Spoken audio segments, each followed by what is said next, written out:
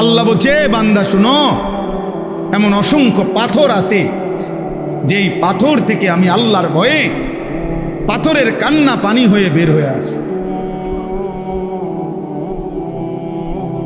পাথরের কান্না ঝর্ণার মতো বয়ে যায়। এই জন্য যত জায়গায় পাহাড়ি ঝর্ণা আছে, মানে পাহাড় থেকে ঝর্ণার পানি পড়ে যেখানে, তত জায়গায় এই ঝর্ণার উপরে গেলে দেখা যাবে সেখানে অসংখ্য অগণিত পাথর। আমি নিজে দেখছি, মনে হয় সীতাকুণ্ড, এই যেখানে ঝর্ণা, আমি অনেক গেছি ছাত্রজীবন, একবার। ছাত্রজীবন বলতে ছাত্রজীবন না, কর্মজীবনের একেবারে শুরু। তখন আমি জোয়ান মানুষ, 2004-05 সালের দিকে। পরে আমি বিকল্প রাস্তা দিয়া কমপক্ষে 3 ঘন্টা 3.5 ঘন্টা লাগাইয়া একটু একটু করে আমরা ছেলেরা ডিঙ্গায় ডিঙ্গায় ডিঙ্গায় উঠে ওই মাথার গেছি, মানে ওই যেখান থেকে পানিটা পড়ে আর উপরে গেছে। তখনও দেখছি যে সারি সারি অগণিত পাথর, পাথর, বড় বড় পাথর। আল্লাহ যে বলছে পাথর আল্লাহর ভয়ে কাঁদে, সেই কান্না ঝর্ণা হয়ে নাম। লামা ইয়াতাফাজ্জারু মিনহুল আনহার ওয়া ইন্না মিনহা লামা ইয়াহবিতু মিন খাশিয়াতিল্লাহ। কোরআন শরীফে আছে, আল্লাহ বলছে বহু পাথর আছে এমন, যেই পাথর আল্লাহর ভয়ে যখন লাফ দেয়, যখন উঠে পড়ে, তখন আল্লাহর ভয়ে ওই পাথর পাহাড়ের গা বেয়ে নিচে নেমে। লামা ইয়াহবিতু, যেটা পড়ে যায় নিচে, গড়াইয়া পড়ে, মিন খাশিয়াতিল্লাহ, কার ভয়ে? এই জন্য পাথরের গা বেয়ে যত পাথর পড়ে, পাহাড়ের গা বেয়ে, ঝর্ণার গা বেয়ে যত পাথর পড়ে, এরা প্রথমত তো কাঁদে, এরপরে আল্লাহর ভয়ে বেয়ে পড়ে। আল্লাহ কোরআনে বলছে, তাহলে এক পাথর যদি ফাইটা যায়, ওয়া ইন্না মিনহা লামা ইয়াশাক্কাকু, পাথর ফেটে যায়, ফায়াখরুজু মিনহুল মা। তো পাথর যদি আল্লাহর ভয়ে ফাইটা যায়, পাথর যদি আল্লাহর ভয়ে পাহাড় থেকে গড়িয়ে পড়ে, প্রিয় বন্ধু, এক মানুষ এত শক্ত কেমনে হয়? এক মানুষের দিল এত শক্ত কিভাবে হয় যে 30 বছর মিথ্যা বলে, 30 বছর সুদ খায়, 30 বছর ওজনে কম দেয়, প্রতিদিন নাচ গান দেখে, প্রতিদিন রঙিন টেলিভিশন চলে, প্রত্যেক দিন স্ত্রী বেপর্দা, প্রতিদিন ওজনে কম দেয়। আহা, এভাবে বুঝি মানুষ আল্লাহকে ভুলে যায়, এভাবে বুঝি মানুষ আখিরাত ভুলে যায়। তাইলে তার আর মুসলমানের বাকি থাকে কি? তোমরা অনেক ছেলে বাপ কোনোভাবেই বুঝতে চাও না, তোমাদের নিজের মনের ইচ্ছা, তোমাদের শাহওয়াত, তোমাদের ব্যক্তিগত কামনা বাসনা, তোমরা এর কাছে বন্দী হয়ে গেছো, নিজের হাতে তুলে নিছ। এটা সুস্থ স্বাভাবিক কোনো মানুষের কাজ না বাপ। নিজের হাতে তুলে নিছ, তোমার সাজ, তোমার চুল, তোমার জামা, তোমার পোশাক, তোমার হাসি, তোমার কান্না, তোমার আবেগ, তোমার অনুভূতি, তোমার হাঁটা, তোমার চলা, তোমার ঘুম, তোমার আহার, তোমার নিদ্রা, সবকিছু তুমি তোমার নিজের হাতে তুলে নিছো যে আমার মনে যা চায়। Your life your wish, your life your choice, তোমার জীবন তোমার পছন্দ। এটা ভাইয়া খুদার কসম, এটাকে ইত্তেবাউল হাওয়া বলে কোরআনের ভাষা। অর্থ হলো মনের চাহিদার অনুসরণ, আমার মনে যা চাই তাই। এই কোরআন সাক্ষী ভাইয়া, আমি অসংখ্যবার এই কথা বলছি, এই কোরআনে স্পষ্ট বলছে, এই মনের চাহিদার অনুসরণ যে করে, আল্লাহর বিধান, রসুলের বিধান, ধর্মের বিধান, কোনো কিছুকেই যে তোয়াক্কা করে না, বরং মনের চাহিদার অনুসরণ করে, কসম আল্লাহ পাক তাকে বলছে, এই ব্যক্তির উদাহরণ সরাসরি ফামাসালুহু কামাসালিল কাল, কুত্তার মতো। একেবারে আল্লাহর কসম, এটা কোরআন শরীফের আয়াত, সূরা আরাফের আয়াত। ওয়াত্তাবা হাওয়াহু ফামাসালুহু কামাসালিল কাল। আল্লাহ তাআলা বলে, সে তার মনের চাহিদার অনুসরণ করেছে, অতএব তার উদাহরণ কামাসালিল কাল, অর্থ কি? কুকুরের, কুত্তার জিন্দি, ওই জীবন কুত্তার জীবন, অন্য কোনো প্রাণী না। ডাইরেক্ট আল্লাহ তাআলা ফিক্সড করে দিস, কামাসালিল কাল, কুকুরের জীবন। এই জন্য দোস্ত আমি অনেক পেরেশানি করি এই জন্য, সারা দিন রাত কিশোর যুবকদের জন্য বলি এই জন্য যে এমন সুন্দর বয়স, সুস্থ সবল বয়সে, মাত্র 16 বছর, মাত্র 18 বছর, এত অল্প বয়সে ভাইয়া তুমি নিজের হাতে নিজেরে তুলে নিলা, তোমার আখিরাত কোথায়? নিজেরে মুক্ত স্বাধীন বানায় দিলা, আহা, তো বাকি জিন্দগি কেমন চলবে? 16 বছর না যাইতেই, 18 বছর না যাইতেই যদি এত নারী, এত ছবি, এত উলঙ্গ দৃশ্য, জেনা ব্যভিচারের এত দৃশ্য এত কম বয়সে যদি দেখা ফেলো, আগামী হায়াত কেমনে চলবে? 40 বছর বয়স পর্যন্ত যাইতে যাইতে তোমার অবস্থা কি? 50 বছর বয়স যাইতে যাইতে তোমার অবস্থা কি? তুমি তো এই কম বয়সে পৃথিবীর সব উলঙ্গ নারী দেখে লাইলা, তুমি তো এই অল্প বয়সে জেনা ব্যভিচারের সব কিছু দেখে ফেললা। তোমার আগামীর জীবন তো ধ্বংস ছাড়া, বরবাদি ছাড়া, পচা দুর্গন্ধ ছাড়া আর কিছু ছড়াবে না। 13 বছরের ছেলে, আমার দেশ কি পরিমাণ চরিত্রের জিন্দিগির অধপতন, যে 12, 13, 14 বছরের ছেলে মানুষ কোবায়। কিশোর বাচ্চা, আপন খালা একটা বাইসাইকেলের জন্য 2 জন খালারে জবাই করে দিয়েছে। এই যে গত 2-3 দিন,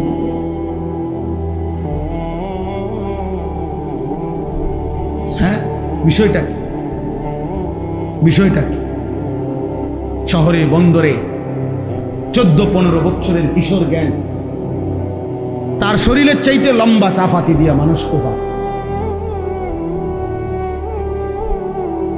সে নিজেকে খুব ফুর্তি মনে করে, আমি বড় মৌজে আছি, আমার চুল বেঈমানের মতো, আমার পোশাক বেঈমানের মতো, আমি 1 ওয়াক্ত নামাজ পড়ি না, আমি যখন মন চায় দিন নাই রাত নাই নারী দেখি, ছবি দেখি, আমার একটা মোবাইল আছে, উলঙ্গ ছবি দেখছি, বন্ধুদের আড্ডা দিতেছি, মোটরসাইকেল চালাইতেছি।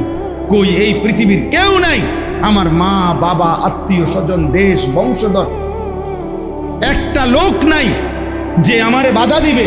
আমার চাইতে বড় স্বাধীন আর সে মুক্ত, সে আজাদ, কেউ তাকে বাধা দেয় না, কেউ তাকে ফেরায় না, কেউ তাকে ডাকে না, আহারে বাপ তুই তো বরবাদ হয়ে যাচ্ছিস, এই বাপ তুই তো জাহান্নামের আগুনে জ্বলবি, হায় হায় তুমি তো অনন্তকালের আগুনে পুড়ে যাবা।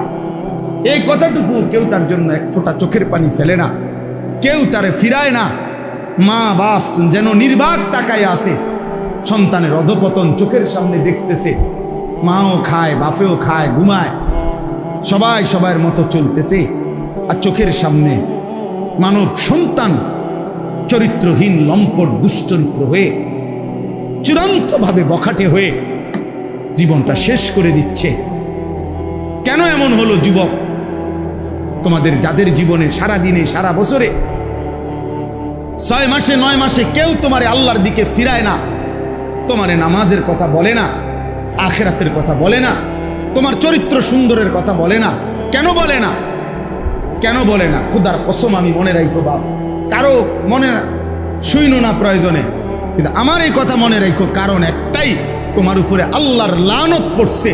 খোদার লানত যার উপরে পড়ে তারে মাখলুক মুখ ফিরায় না। তোর উপরে আল্লাহর লানত পড়ছে, এই জন্য আর তোর মা তোরে ডাকে না, আর তোর বাপু তোরে ডাকে না, আর তোর পাড়া পড়শি কেউ তোরে ডাকে না। তুই সবার সামনে চরিত্রহীন হয়ে যাচ্ছিস, সবার সামনে নষ্ট হয়ে যাইতেছ, তোরে কেউ ডাকে না। হ্যাঁ, আমার মনে আছে আমরা প্রাইমারি স্কুল থাকতে হিন্দু মাস্টাররা যে দুধ ধরাইতাম, হিন্দু মাস্টার ছিল আমাদের, আমাদের একজন হিন্দু স্যার ছিল, পরে আমরা আজরাইলের মতো ভয় পাইতাম। হিন্দু মাস্টার, গ্রামের দাদা, আমার দাদা না, কি গ্রামের দাদা, ওনার শাসনকে যেরকম ভয় পাইতো, গ্রামের চাচা, গ্রামের বড় ভাই, আজ মুসলমানের বাচ্চা তার আপন বাপকে 2 পয়সার কোন মূল্য দেয়, আপন মা তারে 2 পয়সার কোনো দাম নেই। খাইলে খাওয়াইবা, না হইলে বাইরে যাবো, বাহ পড়লে পড়ছি, না পড়লে না, টেয়া দাও, সুদে টাকা লাও, বিদেশ যাবো, কিস্তি লাও, যেমনে পারো বিদেশ পাঠাও, টাকা দরকার। সবাই মিলে মিশে নাফরমানির উৎসব করছে, আল্লাহর অবাধ্যতার প্রদর্শনী করছি আমরা। একটা ছেলে হলেও বুঝো বাবা, নিজের এভাবে নষ্ট করে দেওয়া, নিজের হাতে নিজেকে বরবাদ করে দেওয়া কোনো বিবেকবান মানুষের কাজ হইতে পারে, মানুষের কাজ হইতে পারে।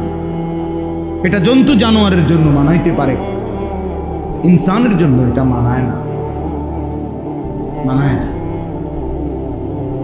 আল্লাহ আমাদেরকে বুঝার তৌফিক দান করেন।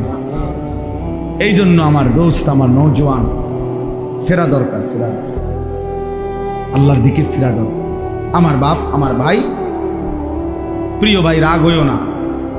নির্ধারিত কাউরে ধমক দেওয়া তো মাকসাদ না, নির্ধারিত কারোর সাথে তো কোনো দ্বন্দ্বও নাই ব্যক্তিগতভাবে। তাহলে আমার উদ্দেশ্য এই কথাটা বলা, প্রত্যেকটা কিশোর যুবক তোমরা ভাইবো বাবা, তোমার এই অবস্থা কেন? যারা তোমারে না, যারা 1 ওয়াক্ত নামাজ পড়ো না বাপ, একটা বার হইলো ভাইবো, তোমার কলজাটা এরকম পাথর হয়ে গেল কেন যে তোমার 1 ওয়াক্ত নামাজ পড়তে মন চায় না? তুমি এত বড় জানোয়ার কেমনে হইলে? কোন ইমানদার তো এত বড় জানোয়ার হইতে পারে না, কোন মুসলমানের বাচ্চা তো এত বড় জানোয়ার হইতে পারে না। তুমি এরকম জানোয়ার হইলা কেমনে যে তুমি তোমার বানানেওয়ালা মনিবকে এইভাবে কেমনে ভুলে গেলা? এভাবে ভুলে গেলা কেমনে যে 365 দিনে কোনো দিন তোমার মনেও পড়লো না যে ফজরের নামাজ ফরজ, এটা আমার পড়া উচিত, এই কথাটাই কোনোদিন মনে পড়লো না? এমন লানত তোর উপরে কেন পড়লো রে ভাই? খোদার এমন গজব পড়লো কা তোর উপর? বলো ভাই, একদিনও মনে পড়বে না? কোনোদিনও মনে পড়বে না? আল্লাহকে কখনোই মনে পড়বে না? মিথ্যা প্রতিদিন বলবে, চুরি প্রতিদিন, মদ জুয়া প্রতিদিন, নারী নেশা প্রতিদিন, অশ্লীল ছবি, গান, বাদ্য, জেনা, ব্যভিচারের দৃশ্য, নাচ গান প্রতিদিন, সুদ প্রতিদিন খায় মুসলমান, ঘুষ প্রতিদিন নেয় মুসলমান, মুসলমান প্রতিদিন ওজনে কম দেয়, মুসলমানের বিবি প্রতিদিন বেপর্দা, মুসলমানের ঘরে প্রতিদিন নাচ গান, প্রতিদিন রঙিন টেলিভিশন। ওহো, এটা হওয়ার কথা না। এত বিবেকহীন, এত পাষাণ মুসলমান হওয়ার পাথরতা এত পাষাণ না। হাসরের দিন কিয়ামতের মাঠে ইসরাফিল ফু দিলে এই পৃথিবীর অবস্থা কি হবে তার একটা ভয়ানক দৃশ্য আল্লাহ তাআলা এই সূরার মধ্যে শুরুতে উল্লেখ করছে। আল্লাহ তাআলা বলছেন যে যেদিন ইসরাফিল ফু দিবে সেদিন যে মা তার সন্তানকে দুধ পান করাইতেছিল সেই মা তার দুধের বাচ্চা ছুঁড়ে ফেলে দিল। যে মায়ের পেটের বাচ্চা একদম প্রসব হওয়ার কাছাকাছি, 9 মাস 10 মাস, এরকম গর্ভবতী নারী এভাবে ছুটবে যে গর্ভের বাচ্চা নিজে নিজেই বের হয়ে পড়ে যাবে এবং মানুষ দিক বিদিক হয়ে মাতালের মতো ঘুরতে থাকবে। আর প্রত্যেকেই এই কথা বুঝে ফেলবে যে আল্লাহর আযাব এসে গেল। আখিরাতের সময় হয়েই গেল, তখন সব মানুষ অস্থির হয়ে যাবে। এই কথাটা আল্লাহ তাআলা এখানে উল্লেখ করছে। ইসলামের ইতিহাসে সর্বপ্রথম জিহাদ আমাদের প্রিয় নবী সাল্লাল্লাহু আলাইহি ওয়াসাল্লাম এবং সাহাবায়ে কেরামকে মক্কা থেকে মদিনায় হিজরত করে যাওয়ার পর সর্বপ্রথম কাফেরদের মোকাবেলায় যুদ্ধ করার সরাসরি অনুমতি আল্লাহ তাআলা এই সূরার মাধ্যমে, এই সূরার আয়াত নাজিল করে অনুমতি দিয়েছে। প্রথম আয়াত জিহাদের আয়াত, উযিনা লিল্লাযীনা ইউকাতালুনা বিআন্নাহুম যুলিমু, এখানে আছে ওয়া ইন্নাল্লাহা আলা নাসরিহিম লাকাদির। আল্লাহ তাআলা বলেন ঈমানদারদের জন্য অনুমতি দেওয়া হলো যুদ্ধের, যেহেতু লম্বা সময় তাদের উপরে জুলুম হয়েছে। 13 বছর মক্কায় তাদের উপরে অবর্ণনীয় জুলুম হয়েছে। এজন্য আমি আল্লাহর পক্ষ থেকে এখন তাদের জন্য ইউকাতালুনা, যুদ্ধের অনুমতি দিলাম। আর আল্লাহ তাআলা এই প্রথম যেদিন মুসলমানদেরকে যুদ্ধের অনুমতি দিয়েছেন, সেদিনই আল্লাহ তাআলা বলছেন ওয়া ইন্নাল্লাহা আলা নাসরিহিম লাকাদির, নিশ্চয়ই আল্লাহ তাআলা ঈমানদারদের সাহায্যে পূর্ণ শক্তিমান, পূর্ণ শক্তিরা। এজন্য মুসলমান যখন আল্লাহর জন্য জীবন দেবে, দুশমনের মোকাবেলায় সম্মুখ যুদ্ধে মোকাবেলা করবে, আল্লাহ তাআলা নিশ্চিত বিজয় দান। এখন সেই বিজয় কত ঘন্টা পরে, কত দিন পরে, কত মাস পরে আসবে, সেটা আল্লাহ তাআলার ফয়সালা। বাকি এই কথা নিশ্চিত বিজয় মুমিনের হবে, বিজয় ঈমানদারের হবে। এই কথাই সূরার মধ্যে উল্লেখ আছে। এই সূরার মধ্যে একটা আশ্চর্য উদাহরণ আছে। যারা মূর্তি পূজা করে, আল্লাহকে বাদ দিয়ে অন্য কাউকে ডাকে, মূর্তির, পাথরের, দেবতার, তো আল্লাহ তাআলা তাদেরকে খুব সুন্দর একটা দৃষ্টান্ত দিছে এই সূরাতে, যে তোমরা যারা মূর্তি পূজা করো, পাথরের পূজা করো, ওই ভাই কথা বলো না, কথা বলো, সাবধান, একদম কথা বলবা না, মোবাইল নিয়ে খসরমসর করবা না। যাদের হাতে মোবাইল ধরা, হাতে মোবাইল ধরে রেকর্ড করা নিষেধ আমার পক্ষ থেকে, একদম স্পষ্ট নিষেধ। ভালো না লাগলে চলে গেলে ভালো, দয়া করে, না তো আমি উঠাই দেবো।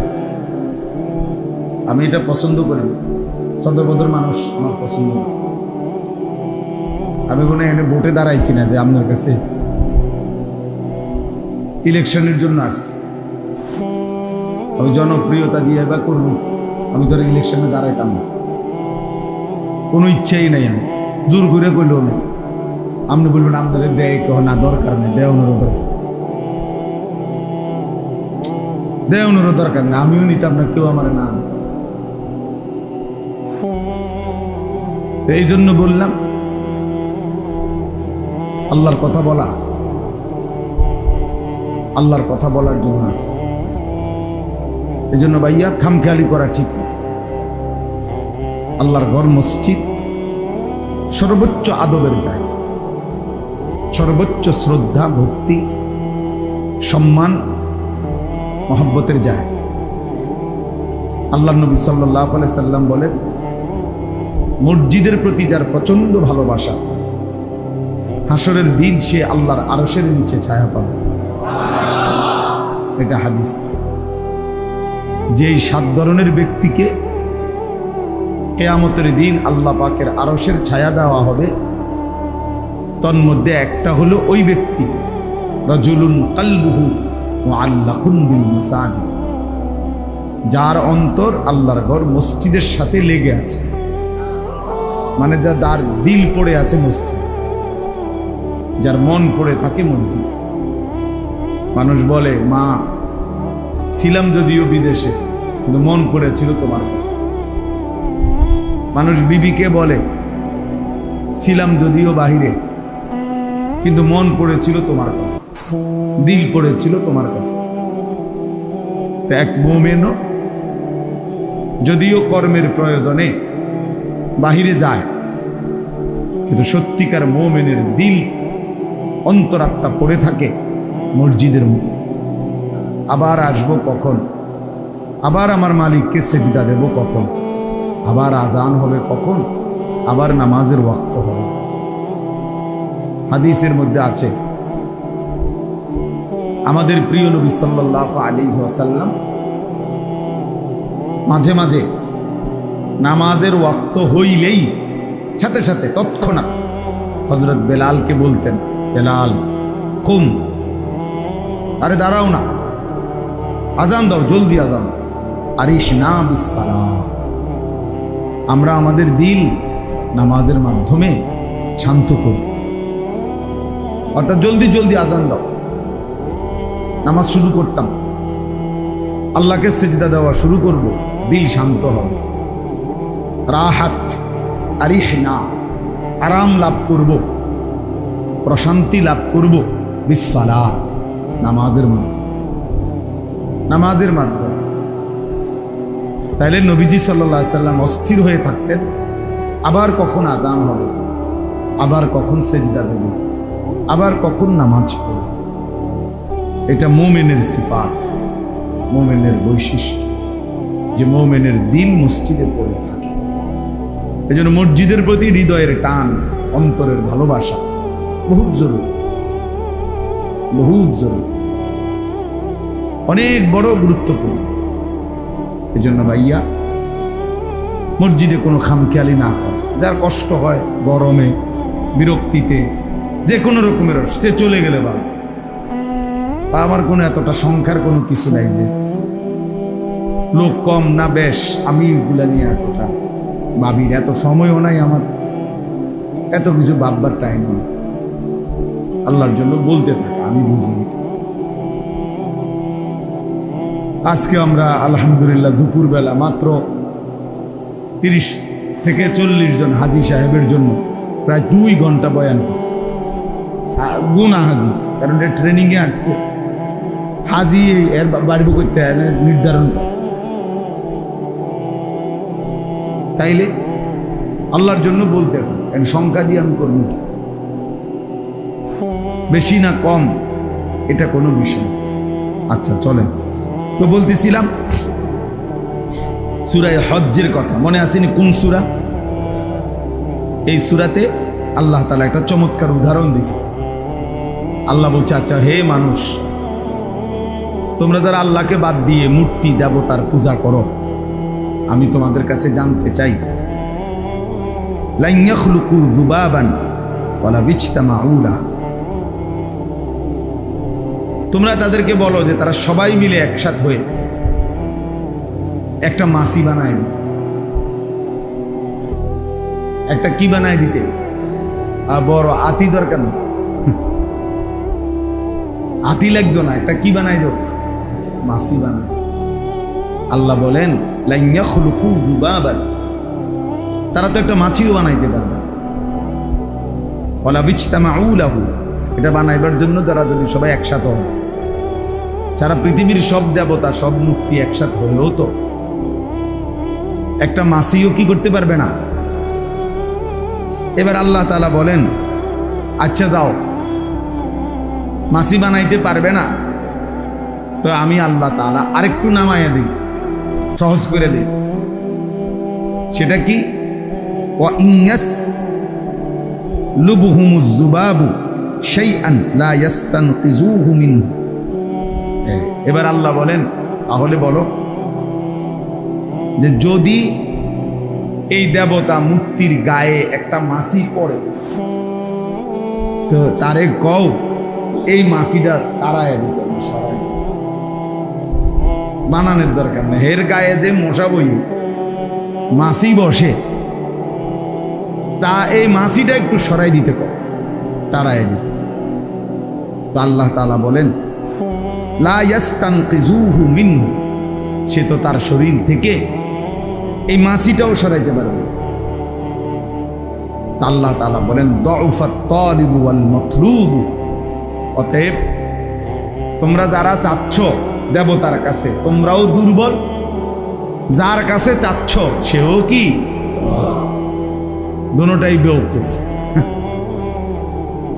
বুঝেন না? যার কাছে চাচ্ছ সেও দুর্বল, তুমি তো নিজেই দুর্বলই, যেহেতু তুমি দুর্বল দেখেই তো চাইতেছ। দুফাত তালিবু ওয়াল মাতলুব, তালেব এবং মাতলুব। তালেব মানে প্রার্থী, যে চায়, মাতলুব মানে যার কাছে চায়, উভয়ই দুর্বল। তাহলে এই চমৎকার উদাহরণ দিয়ে আল্লাহ তাআলা কিয়ামত পর্যন্ত বলছে, তোমাদের ওই মিথ্যা দেবতা, তোমাদের ওই মিথ্যা মূর্তি, তোমাদের ওই মিথ্যা পাথর, সে না কোনো মাছিও বানাইতে পারে, না নিজের গায়ে পড়া মাছি তারাইতেও পারে। তাহলে এতটা দুর্বল, তাকে কেমনে তোমরা খোদা মনে করো? তাকে কিভাবে পূজা করো? তার কাছে কিভাবে প্রার্থনা করো? নাউযুবিল্লাহ। এইভাবে এই সূরার মধ্যে ইব্রাহিম আলাইহিস সালামের কথা আল্লাহ তাআলা উল্লেখ করছে।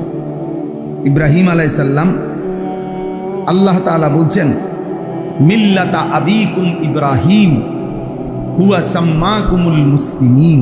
এই যে এই কথাটা আমরা এমনি অনেকেই জানি। আল্লাহ তাআলা বলছে তোমাদের মিল্লাতের পিতা, তোমাদের মুসলিম জাতি সত্তার পিতা ইব্রাহিম, তিনি তোমাদেরকে মুসলিম হিসাবে নামকরণ করেছেন। তো এই কথাইটা এই সূরার মধ্যে আছে, সূরায়ে হজ, এই সূরার মধ্যে। এরকম অনেকগুলো সুন্দর সুন্দর ছোট্ট ছোট্ট বিষয় এই ছোট্ট সূরার মধ্যে আছে। আর এখন কথা হলো সবচেয়ে বড় বিষয় যেটা এই সূরার আলোচ্য, এই সূরাতে বিস্তারিত আলোচনা আছে যে বিষয়ে, সেটা হলো হজ এবং কুরবানি সম্পর্কে। হজ এবং কুরবানি সম্পর্কে যে কয়েকটা সূরার মধ্যে বেশি আলোচনা, তার মধ্যে উল্লেখযোগ্য এই সূরা। এই সূরার মধ্যে আল্লাহ তাআলা হজ এবং কুরবানি সম্পর্কে বিস্তারিত আলোচনা করেছেন। সূরা বাকারার মধ্যেও আল্লাহ তাআলা হজ সম্পর্কিত আলোচনা করেছেন। ওইখানেও লম্বা আলোচনা আছে, আর এখানেও লম্বা আলোচনা আছে। তো আমি যে দুইটা আয়াত পড়ছি, এই দুইটা আয়াতের মধ্যে হজ সম্পর্কিত কথাও আছে, কোরবানি সম্পর্কিত কথাও আছে, আর আল্লাহর অনুগত বিনয়ী বান্দার সিফাত বৈশিষ্ট্য কি এই কথাও আছে। তো এবার চলেন এই দুই আয়াত আমরা শুনি। আল্লাহ তাআলা বলতেছেন 34 নম্বর আয়াতে সূরায়ে হজ, ওয়ালিকুল্লি উম্মাতিন জাআলনা মানসাকান। এই হলো প্রথম কথা। আল্লাহ তাআলা বলেন, আল্লাহ তাআলা প্রত্যেক উম্মতের জন্য, প্রত্যেক জাতি গোষ্ঠী সম্প্রদায়ের জন্যই নির্ধারণ করেছেন মানসাক। মানসাক অর্থটা কি আমি বলতেছি একটু পরে, আগে এই শব্দটাই যেমনি আছে এমনি বলে। আল্লাহ তাআলা বলেন প্রত্যেক উম্মতের জন্য আমি আল্লাহ নির্ধারণ করেছি মানসাক। কি নির্ধারণ করেছেন? কে নির্ধারণ করেছেন? আল্লাহ। প্রত্যেক উম্মত, প্রত্যেক জাতি গোষ্ঠী সম্প্রদায়ের জন্যই আমি আল্লাহ মানসাক নির্ধারণ করেছি। এখন প্রশ্ন হলো এই মানসাক মানে কি? তো কোরআনে আর শব্দ, এই শব্দটার দুইটা শব্দ, একটা হলো মানসাক আর একটা হলো নুসুক। আর এই মানসাক শব্দের বহুবচন হলো মানাসিক। এই তিনটাই কোরআনুল কারীমের মধ্যে ব্যবহার আছে। যেমন এখানে এখন শুনলেন ওয়ালিকুল্লি উম্মাতিন জাআলনা মানসাকান, সূরা বাকারার মধ্যে আছে। আল্লাহ তাআলা বলছেন ফাইজা কাদাইতুম মানাসিকাকুম, মানাসিক বহুবচন। আবার কোরআনুল কারীমের মধ্যে আছে ইন্না সালাতি ওয়া নুসুকি ওয়া মাহইয়ায়া ওয়া মামাতি লিল্লাহি রাব্বিল আলামিন।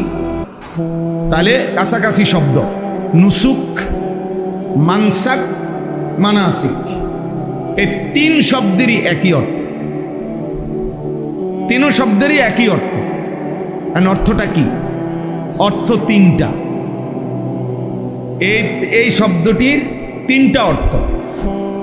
এক নাম্বার হলো কোরবানি, দুই নাম্বার হলো হজ, তিন নাম্বার হলো সমস্ত ইবাদত। তাহলে মানসাক শব্দের প্রথম অর্থ কি? কোরবানি। দ্বিতীয় অর্থ কি? হজ। তৃতীয় অর্থ কি? সমস্ত ইবাদত। ইবাদত আর কি, আল্লাহর ইবাদত। এই তিনটাই এই শব্দের অর্থ। এখন কোরআনুল কারীমের মধ্যে এবং রাসূলুল্লাহ সাল্লাল্লাহু আলাইহি সাল্লামের হাদিসের মধ্যেও এই শব্দটি আছে। নবীজি বলছে খুযু আন্নী মানাসিকাকুম। কোরআন শরীফ আছে ইব্রাহিম আলাইহিস সালাম আল্লাহর ঘর কাবা বানাইয়া দোয়া করছে, দোয়ার মধ্যে এটা বলছে ওয়া আরিনা মানাসিকানা, এরকম শব্দ আছে। তাইলে মুফাসসিরিনে কেরাম, উলামায়ে কেরাম হাদিস এবং কোরআনে পূর্বাপর কথার, কোরআনের এই কথাগুলোর আগ পিস মানে সামনের বক্তব্য এবং পিছনের বক্তব্য, এগুলো বিশ্লেষণ করে দেখে, পূর্বাপর দেখে কোথাও বলছেন কোরবানি এই অর্থ প্রাধান্য পাবে, কোথাও হজ এই অর্থ প্রাধান্য পাবে, কোথাও ইবাদত এই অর্থ প্রাধান্য, এই অর্থ প্রাধান্য। যেমন এইখানে ওয়ালিকুল্লি উম্মাতিন জাআলনা মানসাকান, আল্লাহ বলেন আমি প্রত্যেক জাতির জন্য নির্ধারণ করেছি মানসাক। তো তিনটাই অর্থ, কথা বলেন, তিনটাই অর্থ কি না? অর্থ কি? আমি প্রত্যেক উম্মতের জন্য কোরবানি নির্ধারণ করেছি, আমি প্রত্যেক জাতির জন্য হজ নির্ধারণ করেছি, আমি প্রত্যেক জাতির জন্য আমার ইবাদত নির্ধারণ করেছি। কিন্তু প্রাধান্য কোনটা? তো উলামায়ে কেরাম তাফসীরের মধ্যে সামনে পিছনে দেখে সেটা নির্ধারণ করে দিয়েছেন। এখানে কোরবানি এই অর্থটা অগ্রগণ্য, প্রাধান্য। আবার ওই যে ওইখানে বললাম আল্লাহ বলছে ফাইজা কাদাইতুম মানাসিকাকুম ফাযকুরুল্লাহা কাযিকরিকুম আবাআকুম আও আশাদ্দা যিকরা, যখন তোমাদের মানাসিক শেষ হয় তখন তোমরা পুনরায় আল্লাহ তাআলার জিকির করো। তো ওইখানে পূর্বাপর কথার দ্বারা উলামায়ে কেরাম, মুফাসসিরিনে কেরাম নির্ধারণ করে দিয়েছেন যে ওইখানে অর্থ হবে হজ। হজ অর্থ হলো আল্লাহ তাআলা বলেন তোমাদের হজ্জের আমল যখন শেষ হয়, শেষ দিনের পাথর মারা শেষ, এইবার তোমাদের করণীয় কি? তোমরা পুনরায় আল্লাহর জিকির, আল্লাহর স্মরণ, আল্লাহর বন্দিগিতেই লেগে যাও। আর ইব্রাহিম আলাইহিস সালামের একটা দোয়া ওয়া আরিনা মানাসিকানা, ওইখানে অর্থ হবে মানাসিক, আল্লাহ আপনি আমাদেরকে মানাসিক দেখায়া দেন, শিখায়া দেন, বলে দেন। ওইখানে অর্থ হলো আপনার ইবাদত, আল্লাহ আপনার কি কি ইবাদত আমি করতে হবে, আমরা করতে হবে, এর সবটা আপনি আমাদেরকে বলে দেন, শিখিয়ে দেন, আপনি আমাদেরকে উল্লেখ করে দেন। আচ্ছা, এখন আমার একটা কথা শোনেন, আপনার কাছে এই এমনের এতক্ষণের কথাটা একটু কঠিন মনে হয়েছে, আমি বুঝছি যে আমি বলতেছি একটা কারণ আছে যে কি লেগে কঠিন করলাম। অর্থাৎ যে হুজুর এইভাবে যেভাবে শুরু করছে, এইভাবে দেখেন ক্লাসের মতো, ছাত্রদের মতো, যে এইটার দ্বারা তো আমরা এত কঠিনভাবে বললে তো বুঝবো না। কিন্তু আমার একটা উদ্দেশ্য আছে, এটা বল, এখন বলতেছি উদ্দেশ্য। আগে আপনি আমার এই কথা আবারও বুঝেন যে মানসাক এই শব্দটির কয়টা অর্থ? 1 নাম্বার কোরবানি, 2 নাম্বার হজ, 3 নাম্বার ইবাদত। আর দ্বিতীয় কথা কি বলছি, যে এই শব্দটা কোরআনের এক বচন হোক আর বহু বচন হোক, যেভাবে যেখানে ব্যবহার হয়েছে সব জায়গায় একই অর্থ প্রাধান্য পাবে না, বরং আয়াতের পূর্বাপর দেখে, কথার বক্তব্যের আকপিস দেখে ওলামায়ে কেরাম, মুফাসসিরিনে কেরাম নির্ধারণ করে দিয়েছেন যে কোন জায়গায় কোন অর্থটি প্রাধান্য পাবে। এটা আমি 3টা উদাহরণ দিলাম, যে এখানে কোরবানির অর্থ প্রাধান্য পাবে, অন্যগুলোও বোঝানো যাবে। ওইখানে হজ্জের অর্থ প্রাধান্য পাবে, অন্যগুলোও বোঝানো যাবে। ওই ইব্রাহিম আলাইহিস সালামের দোয়ায় ইবাদতের অর্থটা প্রাধান্য পাবে, অন্যগুলোও কি করা যাবে? বোঝানো যাবে। তাহলে এখন এই কথার দ্বারা আমার উদ্দেশ্য হলো, এই উদ্দেশ্য হলো এই কথাটা বোঝা যে কোরআন এবং সুন্নাহর বক্তব্য শুধু কেবল কেউ বাংলা তর্জমা, বাংলা অনুবাদ, বাংলা রিডিং, বাংলা বই, নিজে অনুবাদ গ্রন্থ কিনে নিজে নিজে পড়ে আপনি একাকী বুঝতে চেষ্টা করলে নিশ্চিত আপনি হোঁচট খাবেন, বাধাগ্রস্ত হবেন, আপনি সঠিক গন্তব্যে একাকী পৌঁছতে পারবেন না। এই কথাই হলো এটা বলার জন্য এত কথা কইছি, বুঝেন না কথা? এই কথাটা বোঝানোর জন্য। একাকী আপনি পারতেন না, বরঞ্চ অবশ্যই নির্ভরযোগ্য মুত্তাকি হক্কানি রব্বানি ওলামায়ে কেরামের ব্যাখ্যা বিশ্লেষণ, ওনাদের মতামত এখানে কি, এটা আপনাকে শুনতে হবে, এটা আপনাকে কি করতে হবে, নাই তো আপনি বুঝতেন না।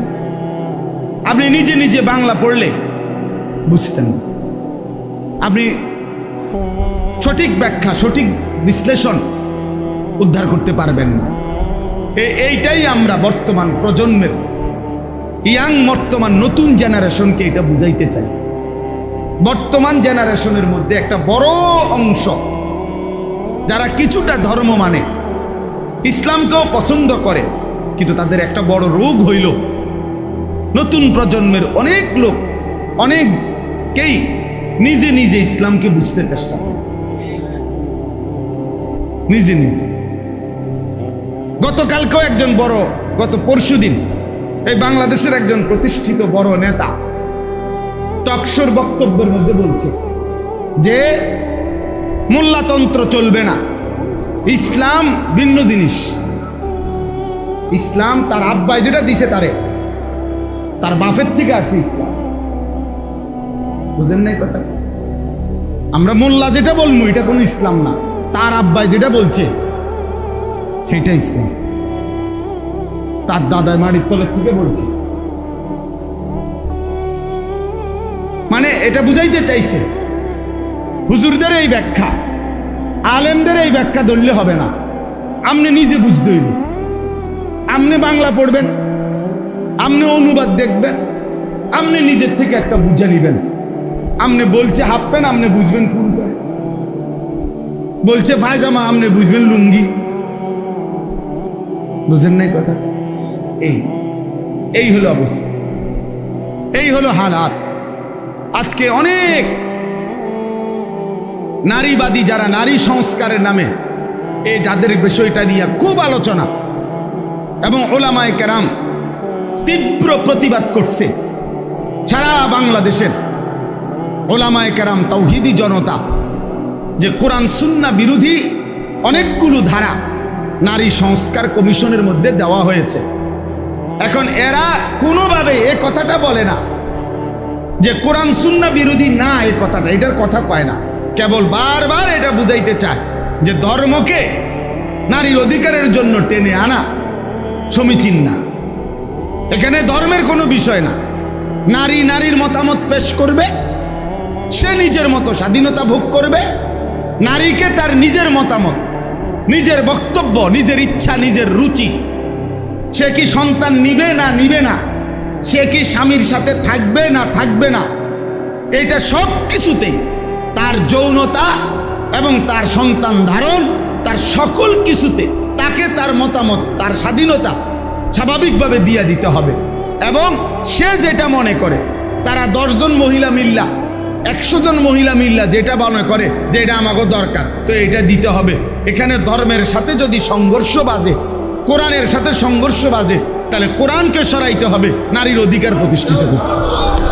এই হলো এই বেঈমানদের বক্তব্য, এই মুরতাদদের বক্তব্য।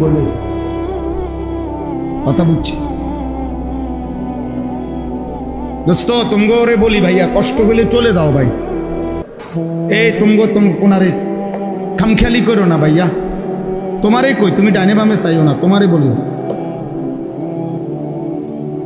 মস্কারি করো না এখানে। আমার অনুরোধ দোস্ত, আমি জোর করি না কাউরে, কিন্তু এটা আল্লাহর ঘর, মসজিদ, ধাক্কা ধাক্কি ঠেলাঠেলি করো না বাপ, নিজের ক্ষতি করো না। সব জায়গায় ফাইজলামি বানায় না, পাত্রামি সব জায়গায় না। আমি এই ব্যাপারে খুব সাংঘাতিক মানুষ, সারাক্ষণ আমি নজর ঘুরাই, এটা আমার অভ্যাস। ও কেউ বুট খাবে, বাদাম খাবো, ক্যান্সারাইয়া বইবো, আরেকখানে ছাইয়া থাকবো, হাতে কথা কইবো, আমি ওয়াজ করবো না, এরম বদিল্লা দিতে আমি আইছি। আমি কোনো বাতের অভাবে আসি। এই জন্য আমার কথা হলো, যার কষ্ট সে চলে যাবে। আমি একজনকে বলি, অসুবিধা কি? একজনকে বলাও আল্লাহর কথা, সৌভাগ্য। সৌভাগ্য কি না? আল্লাহর বহু এক বান্দাকে বলাও সৌভাগ্য। ফাওয়াল্লাহি লা আন ইয়াহদিয়াল্লাহু বিকা রাজুলান ওয়াহিদান খায়রুন লাকা মিন হুমুরিন নাআম। আল্লাহর নবী সাল্লাল্লাহু আলাইহি ওয়াসাল্লাম বলেন, আল্লাহর কসম, তোমার দ্বারা একজন ব্যক্তি হেদায়েত পাওয়া, একজন রাজুলান ওয়াহিদান, একজন ব্যক্তি আল্লাহর রাস্তা পাওয়া, নবীজি বলে গোটা আরবের সমস্ত দামি উট তোমাকে হাদিয়া দেওয়ার চাইতেও কোটি গুণে উত্তম। কয়জন? একজন। কোন এক আল্লাহর বান্দা আল্লাহকে পেয়ে গেল, সেজদার মজা পাইল, নামাজের মহব্বত পাইল, আল্লাহকে চিনবার জন্য আগ্রহী হইল, তো এইটা গোটা আরবের সমস্ত দামি উট। নবীজি তখনকার হিসাবে উদাহরণ দিচ্ছে। এই জন্য দয়া করে, এটা জরুরি বিষয়। তোমরা অনেক ছেলে বাপ কোনোভাবেই বুঝতে চাও না, তোমাদের নিজের মনের ইচ্ছা, তোমাদের শাহওয়াত, তোমাদের ব্যক্তিগত কামনা বাসনা, তোমরা এর কাছে বন্দী হয়ে গেছো, নিজের হাতে তুলে নিছ। এটা সুস্থ স্বাভাবিক কোনো মানুষের কাজ না বাপ।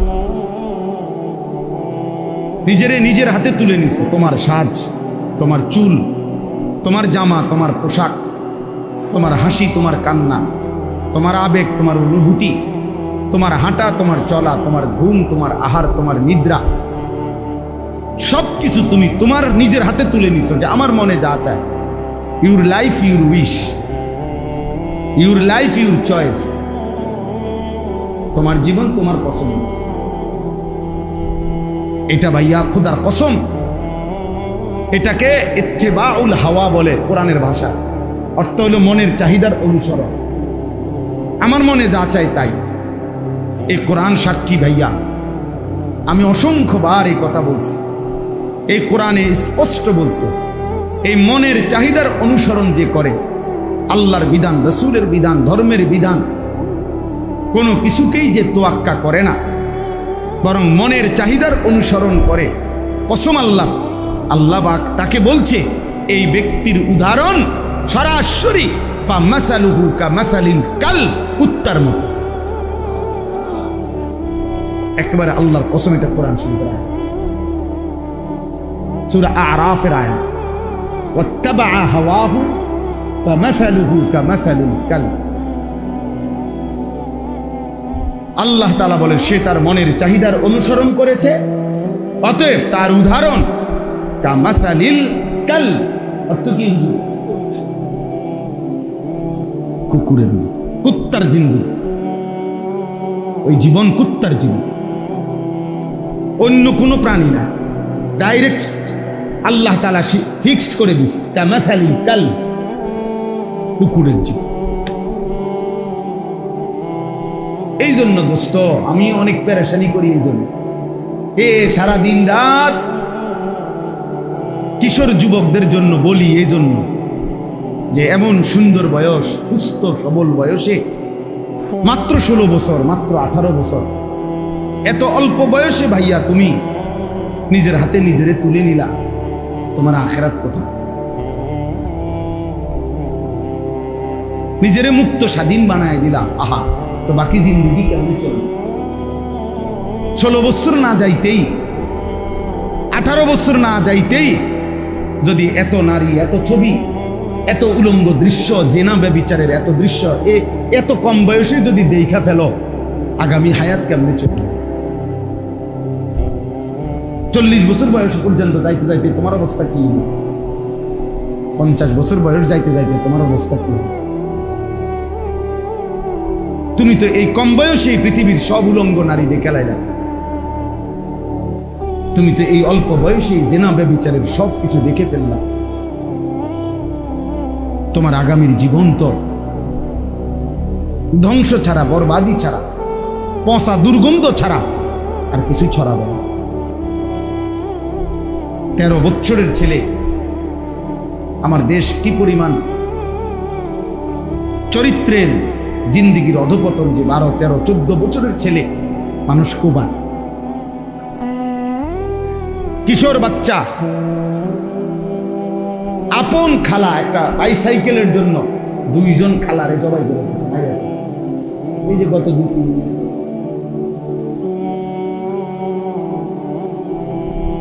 হ্যাঁ, বিষয়টা কি? বিষয়টা কি?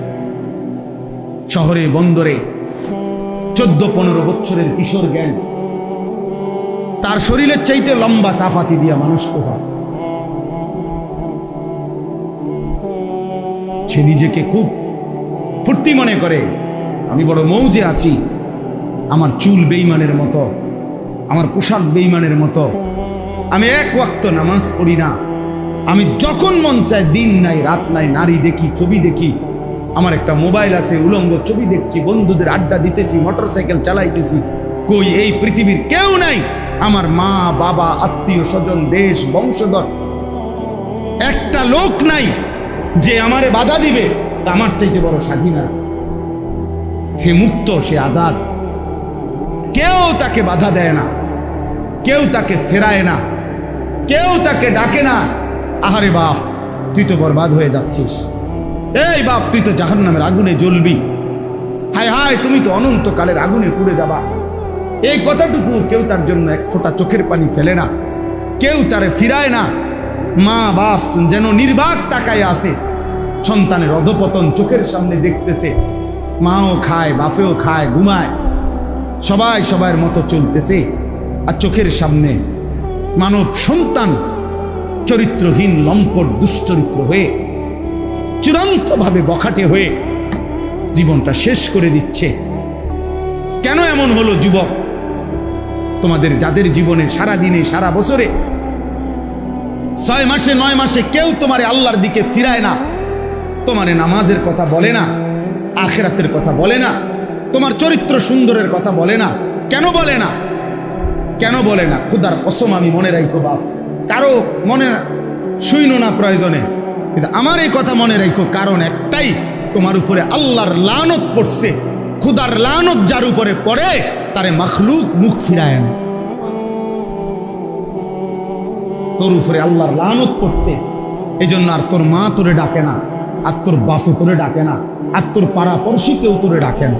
তুই সবার সামনে চরিত্রহীন হয়ে যাচ্ছিস, সবার সামনে নষ্ট হয়ে যাইতেছ, তোরে কেউ ডাকে না। হ্যাঁ,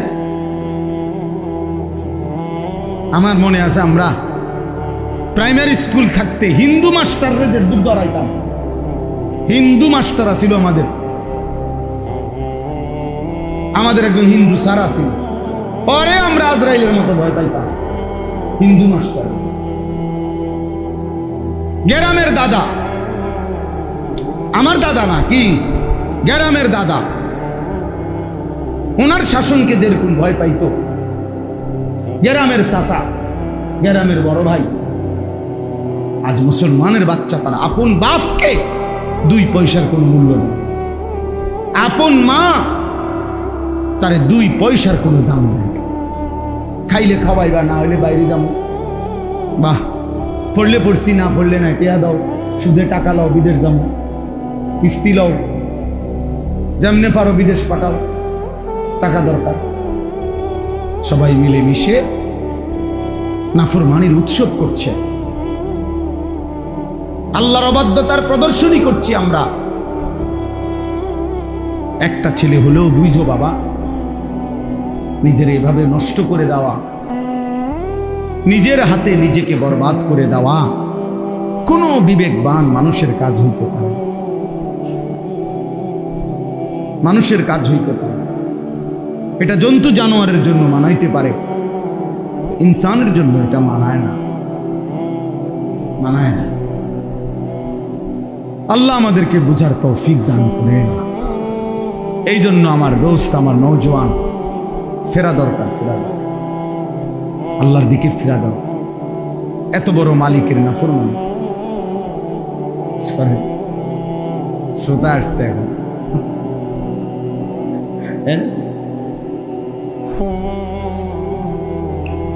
আচ্ছা আপনার আরামের জন্য সুবিধা হয় বসে। তো আমার বাপ, আমার ভাই, প্রিয় ভাই, রাগ হইও না। নির্ধারিত কাউরে ধমক দেওয়া তো মাকসাদ না, নির্ধারিত কারোর সাথে তো কোনো দ্বন্দ্বও নাই ব্যক্তিগতভাবে। তাহলে আমার উদ্দেশ্য এই কথাটা বলা, প্রত্যেকটা কিশোর যুবক তোমরা ভাইবো বাবা, তোমার এই অবস্থা কেন? যারা তোমারে না, যারা 1 ওয়াক্ত নামাজ পড়ো না বাপ, একটা বার হইলো ভাইবো, তোমার কলজাটা এরম পাথর হয়ে গেল কেন যে তোমার 1 ওয়াক্ত নামাজ পড়তে মন চায় না? তুমি এত বড় জানোয়ার কেমনে হইলে? কোন ইমানদার তো এত বড় জানোয়ার হইতে পারে না, কোন মুসলমানের বাচ্চা তো এত বড় জানোয়ার হইতে পারে না। তুমি এরম জানোয়ার হইলা কেমনে যে তুমি তোমার বানানেওয়ালা মনিবকে এভাবে কেমনে ভুলে গেলা? এভাবে ভুলে গেলা কেমনে যে 365 দিনে কোনো দিন তোমার মনেও পড়লো না যে ফজরের নামাজ ফরজ, এটা আমার পড়া উচিত, এই কথাটাই কোনোদিন মনে পড়লো না?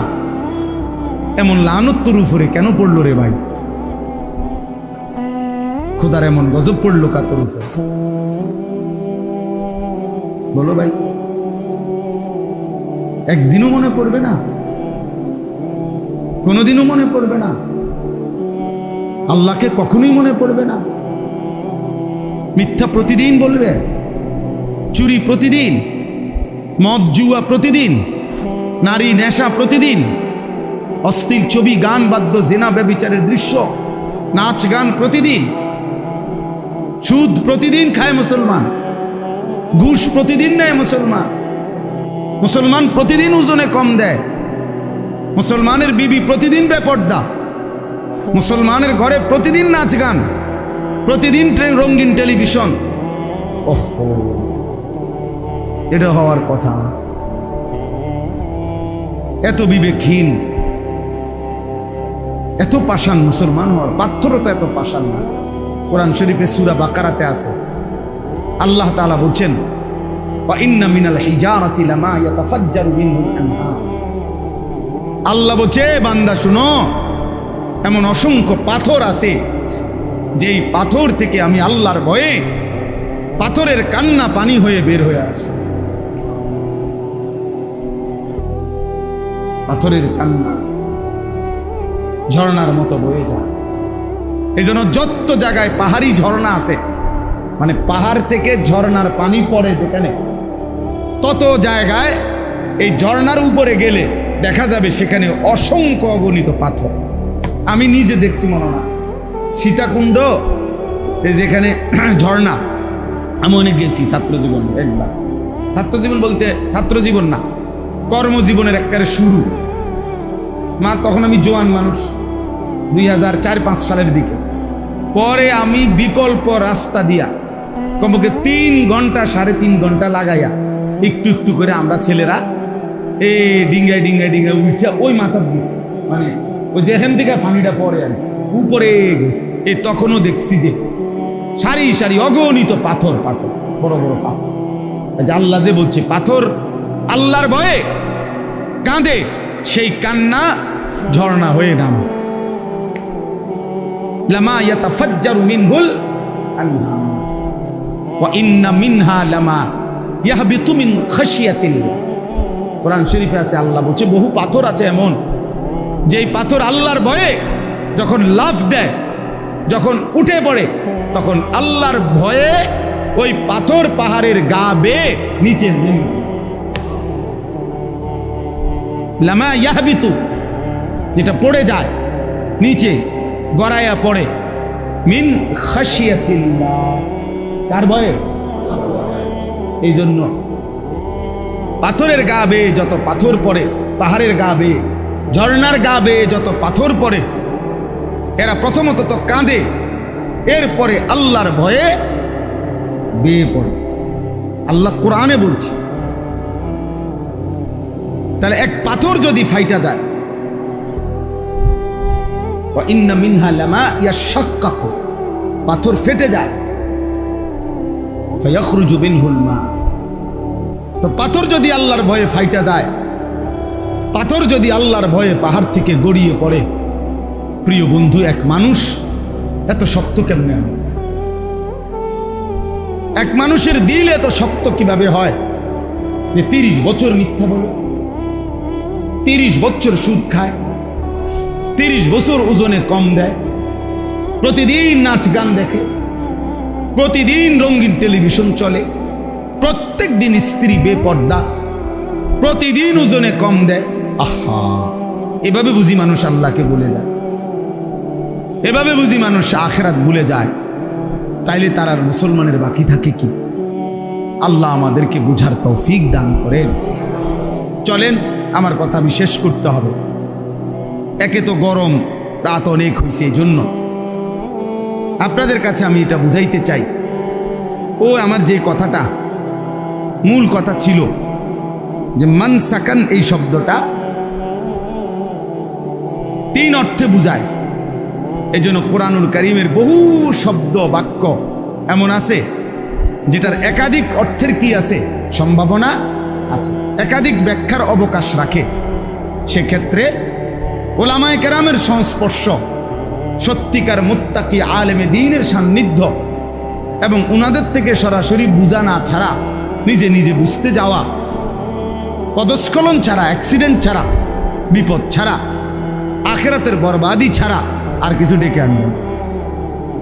আর এই জন্য আল্লাহর কোরআন পড়া নিষেধ নাই, রাসূলুল্লাহ সাল্লাল্লাহু আলাইহি সাল্লামের হাদিস পড়তে নিষেধ নাই, অনুবাদ পড়তেও মানা নাই, তরজমা পড়তেও মানা নাই, ব্যাখ্যা পড়তেও মানা নাই, তাফসির পড়তেও মানা নাই। কিন্তু সিদ্ধান্ত নিতে গেলে ওলামায়ে কেরাম থেকে নিজে নিজে সিদ্ধান্ত নেওয়ার অনুমতি নাই। বুঝেন নাই কথা? এইটা জরুরি বিষয়, এটা জরুরি বিষয়। এই জন্য আমরা প্রত্যেকেই ওলামায়ে কেরাম ওনাদের কাছ থেকেই দিন বুঝার সিদ্ধান্ত নেব, চেষ্টা করব ইনশাআল্লাহ। আমার এই কথা বলার এই মেন একটা উদ্দেশ্য হলো, যে আমি যে এখানে কাগজটার মধ্যে লেখা আছে, এটা দারসুল কোরআন, আল কোরআনের দার্স, এটার নাম এমনি দিছে দেখে এমনি, অর্থাৎ বুঝাইলাম যে কোরআন অক্ষরে অক্ষরে, শব্দে শব্দে তাফসীর, ব্যাখ্যা, এখান থেকে হুকুম, ফতোয়া, সিদ্ধান্ত, আমল ওলামায়ে কেরাম থেকে বুঝে নিতে হবে। আমরা মাদ্রাসায় প্রতি লাইন উস্তাদের কাছে পড়ছি, কথা বুঝছেন না? এমন না যে হুজুর ফাড়া দিয়া দিছে বাড়ির কাজ, 3 পৃষ্ঠা বাংলা পড়ে আইসো, বা এই পৃষ্ঠার থেকে পৃষ্ঠা পড়ে রাখবো, পরীক্ষা তাইব, এই সমস্ত তর্জমা আমরা পড়ি না। আমাদের যুগ যুগ ধরে, বিশেষ করে আমাদের কওমি মাদ্রাসার এটা বৈশিষ্ট্য যে প্রত্যেক শব্দে শব্দে আমাদের পুরা কোরআনুল কারীমের ব্যাখ্যা, অনুবাদ, সংক্ষিপ্ত তাফসীর পড়ানো হয়। আলহামদুলিল্লাহ, আলহামদুলিল্লাহ। মানে আগের থেকে এই পর্যন্ত এটাই চলমান ধারা, যে নিজে নিজে বুঝার চেষ্টা করা যাবে না, বরং উস্তাদের কাছ থেকে কি করতে হবে? বুঝতে হবে। মুআল্লিম এবং মুতাআল্লিম, ছাত্র এবং শিক্ষক, এই সম্পর্ক আজীবন থাকতে হবে। কেন? আমাদের নবী সাল্লাল্লাহু আলাইহি সাল্লাম নিজে বলছেন, বুইসতু মুআল্লিমা, আমি শিক্ষক হিসেবে প্রেরিত হয়েছি। অতএব নবী যেহেতু শিক্ষক, তো সাহাবায়ে কেরাম কি? ছাত্র। তাহলে শিক্ষক এবং ছাত্রের এই তর্জ, এই তরিকা নববী তরিকা। অতএব এর ভিন্ন অন্য কোনো পদ্ধতিতে দিন শিখলে হবে না। অন্য পদ্ধতিতে দিন শিখলে হবে না। আমি এখন রিসার্চ করি হুজুর, নিজে অনেক কিছু বুঝি, পণ্ডিতি মারে। আমার জীবনে আমি তো হজে, উমরায়, বিভিন্ন সময় জেনারেল বহু মানুষের সাথে তো আমাদের সম্পর্ক, যেহেতু ওয়াইজের কারণে। যে কোনো লোক যদি আমার অনেক বলে, অনেক সময় এমন হয়, আরে ভদ্রলোক বলতেছে হুজুর বিষয়টা অবশ্য আমিও জানি, আমারও আইডিয়া আছে, তারপরেও আপনার কাছ থেকে ওভার শিওর হতে চাচ্ছি, একটু শিওর হতে চাচ্ছি, আপনি কি মনে করেন? আমি সব সময় বলি যে আমি কিছুই মনে করি না, আমার এই ব্যাপারে তেমন কিছু জানা নাই, আপনি যেটা শিওর হয়ে নিয়েছেন সেটা মনে হয়। আপনি মাতবুরি করতে রাইছেন। হ্যাঁ, উনি সব জানে। আমার আইসি ইন্টারভিউ নিতে, আমি তো ইন্টারভিউ দিয়েই ফাঁস করে আইছি। কথা বুঝেন নাই? আমি তো সার্টিফিকেট আছে আমার কাছে পড়ালেখা, তো আমার উস্তাদরা তো বাচ্চা আছে সবাই। আপনি জিগাইলেই তো, যে চুরি করছে না পড়ছে, জিগাইলেই তো। এই জন্য এটা জরুরি বিষয়, বুঝা, দিন বুঝা দরকার। কিতাবুল্লাহ, আসমানি ওয়াহি, আল্লাহর কোরআন এবং রাসূলের সুন্নাহ থেকে, তবে রিজালুল্লাহ, আল্লাহর পক্ষ থেকে মনোনীত উলামায়ে উম্মতের মাধ্যমে। দুইটাই লাগবে। শুধু ব্যক্তি বলে দিছে, এর কোনো কোরআন সুন্নাহর সাথে কোনো সম্পৃক্ততাই নাই, তাইলেও হবে না। কথা বলেন না কেন? আবার কোরআন সুন্নাহর কথাটা কে বুঝাইতে চাইছে, এটা যদি আল্লাহ পাকের এই মনোনীত যুগ যুগ ধরে উলামায়ে উম্মত ব্যাখ্যা করে না দেয়, তাহলে নিজে নিজে বুঝতে যাওয়া, এটাও বরবাদি, এটাও পেরেশানি, এটাও মুসিবত, এটাও মুসিবত। আল্লাহ তাআলা আমাদেরকে প্রান্তিকতা থেকে হেফাজত করুন। এবার আসেন বাকিটা শুধু তর্জমা বলি, তাইলে কথা শেষ। আল্লাহ তাআলা বলেন, ওয়ালিকুল্লি উম্মাতিন জাআলনা মানসাকান, প্রত্যেক উম্মত, জাতি গোষ্ঠীর জন্য আমি আল্লাহ কোরবানি নির্ধারণ করেছি। ওই যে এখানে মনে আসেনি কি কইছিলাম, যে প্রাধান্য পাবে কোন অর্থ? কোরবানি। লিয়াজ, এখন আল্লাহ তাআলা বলেন, যদি বান্দা জিজ্ঞেস করে যে আল্লাহ কোরবানি আপনি কেন নির্ধারণ করছেন, কোরবানির মাকসাদ কি, তা আল্লাহ তাআলা বলেন, গোশত খাওয়া মাকসাদ না, গরু কমাইয়া দেওয়া, ছাগল কমিয়ে দেওয়া পৃথিবী থেকে, এটা মাকসাদ না।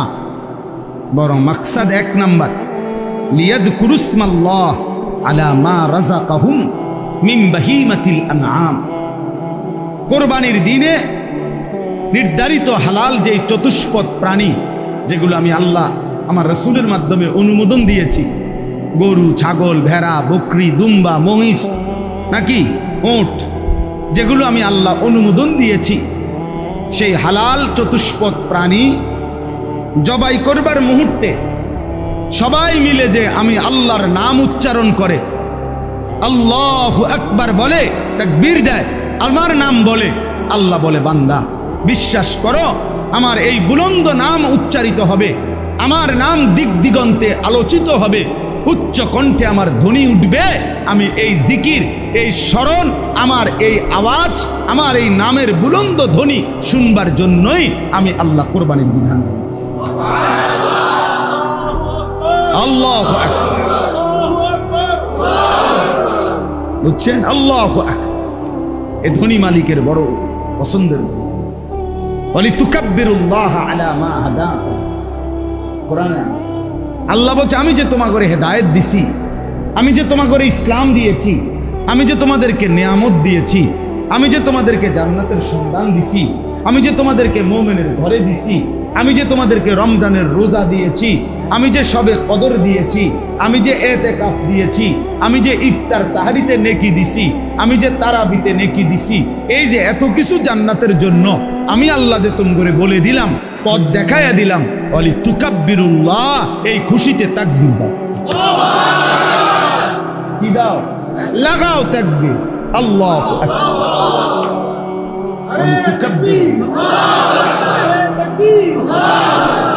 ওয়ালি তুকাব্বিরুল্লাহ, এই জন্য রমজানের চাঁদ উঠলে ঈদুল ফিতরের দিন ঈদুল ফিতরের নামাজ পড়া পর্যন্ত আমল কি?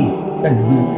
আল্লাহু আকবার, আল্লাহু আকবার, লা ইলাহা ইল্লাল্লাহ, আল্লাহু আকবার, আল্লাহু আকবার, ওয়ালিল্লাহিল হামদ। আল্লাহ যেন বলে বান্দা আবার বলো, আবার বলো, আবার বলো। তো ঈদুল আজহার দিনও আল্লাহ এটাই শুনতে চায়, ঠিক কিনা বলেন? আল্লাহ বলেন তোমার কোরবানির গোশত সিদ্ধ হইল না হইল, তোমার কোরবানির গরু বড় না ছোট, তোমার কোরবানির গরুর দিকে আমি আল্লাহ তাআলা এটা হিসাব করি না। তুমি যে সকাল থেকে নিয়ে আমি আল্লাহর নাম নিচ্ছ, আল্লাহু আকবার, আল্লাহু আকবার, লা ইলাহা ইল্লাল্লাহু, আল্লাহু আকবার, আল্লাহু আকবার, ওয়ালিল্লাহিল হামদ, এটা শুনতে চাই, এটা শুনতে চাই। এবার যদি হজ অর্থ নেন তাইলেও একই অর্থ হবে, লিয়াযকুরুসমাল্লাহ। আল্লাহ বলেন বান্দা আমি হজ্জের বিধান দিয়েছি কেন? আমার বান্দা যখন ইহরাম পরে তখনও বারবার আমার বান্দা আমার নাম বলে, লাব্বাইক আল্লাহুম্মা লাব্বাইক, লাব্বাইক লা শারীকা লাকা লাব্বাইক, ইন্নাল হামদা ওয়ান নি'মাতা লাকা ওয়াল মুলক লা শারীকা লাক।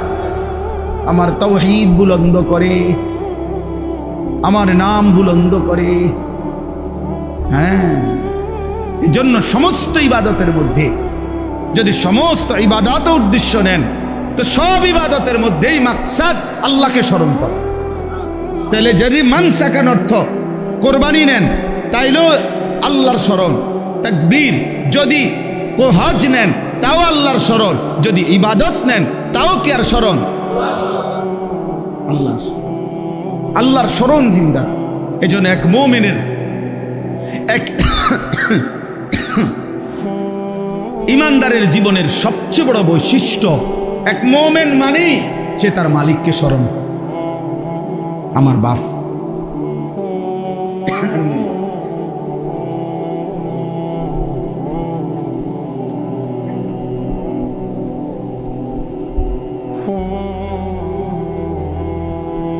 এজন্য পুরা কোরআনে আছে এটা বারবার, ফাইদা কাদাইতুমুস সালাতা ফাযকুরুল্লাহা কিয়ামান ওয়া কুউদান ওয়া আলা জুনুবিকুম। রব্বুল আলামিন বলে যখন নামাজ আদায় করেছো এখন কি করবা? লম্বা একটা গুণ দাও।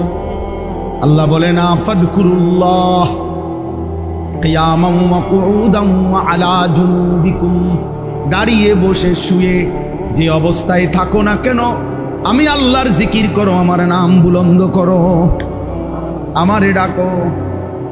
রব্বুল আলামিন বলে ফাইদা কুদিয়াতিস সালাতু ফান্তাশিরু ফিল আরদি ওয়াবতাগু মিন ফাদলিল্লাহ ওয়াযকুরুল্লাহা কাসীরা।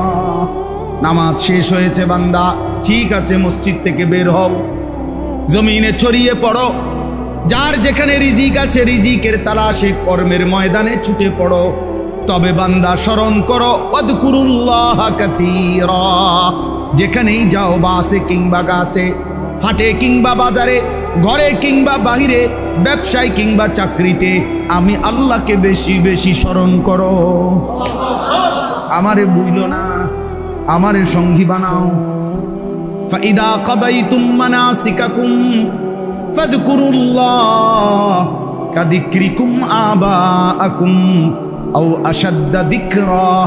আল্লাহ বলেন হজ্জের সব কাজ যখন শেষ হয়ে যাবে এখন কি করবা? এখন কম্বল কিনবা, কম্বল কিন। হ্যাঁ, আজি সাহেব শুধু কম্বল কিন, শুধু কম্বল। শুধু মুসল্লা, শুধু কম্বল, শুধু ঘুরে আর ঘুরে। আল্লাহ বলেন না, ফাদকুরুল্লাহ, আমি আল্লাহ তাআলার জিকির করো, আবার আমার স্মরণে লাগো। রমজান শেষ হয়েছে, ওয়ালি তুকমিলুল ইদ্দাতা ওয়ালি তুকাব্বিরুল্লাহ। আল্লাহ বলে গুনে গুনে রমজান পূর্ণ করো। রমজান যখন পূর্ণ হয় এবার কি করো? ওয়ালি তুকাব্বিরুল্লাহ, আমার তাকবীর বলো, তাকবীর বলো। হর আমল, প্রত্যেক আমল ভাইয়া মালিকের চাওয়া, বান্দা আমল যখন যেটা দিছি তখন সেটা করো। বাকি জিকির আমারে ছাইরো না, আমার ডাক তুমি ছাইরো না। তুমি এখন কোনো আমল না থাকুক, মুমিনের কোনো অবসর নাই। মুমিনের এমন জীবন হতে পারে না যে এই মুহূর্তে আমার হাতে কোনো কাজ নাই, এটা কোনো মুমিনের জীবন না। এই মুহূর্তে কোনো কাজ নাই, না না, এই মুহূর্তে আল্লাহর জিকির, এটা সারাক্ষণ আমার উপরে চলমান ডিউটি। এই জন্য এই জন্য কি এত কোনো কি নাই, ঘুমাইছো হয়তো ঘুমাও, ঘুমের থেকে উঠছো তো আমার ডাকো। নবীজি সাল্লাল্লাহু আলাইহি সাল্লাম ঘুম যাইতে কি বলতেন? আল্লাহুম্মা বিসমিকা আমুতু ওয়া আহইয়া, আল্লাহ আপনার নাম নিলাম, ঘুমাইতে যাচ্ছি, মরতে যাচ্ছি। ঘুম থেকে জেগেই নবীজি সাল্লাল্লাহু আলাইহি সাল্লাম বলতেন সাথে সাথে, আলহামদুলিল্লাহিল্লাযী আহইয়ানা বা'দা মা আমাতানা ওয়া ইলাইহিন নুশুর। মাওলা আপনারই প্রশংসা, আমি তো মরেই গেছিলাম, আপনি জীবন ফিরিয়ে দিলেন। এই যে আল্লাহর নাম। বাথরুমে ঢুকবার আগে যেন আল্লাহকে বলছে, আল্লাহ একটু পরে বাথরুমে ঢুকবই, এইটুকু সময় তো তোমারে ডাকা যাবে না, টয়লেট বাথরুমে। ঠিক আছে মাওলা, যেন শুরুতে ডেকে নিলাম।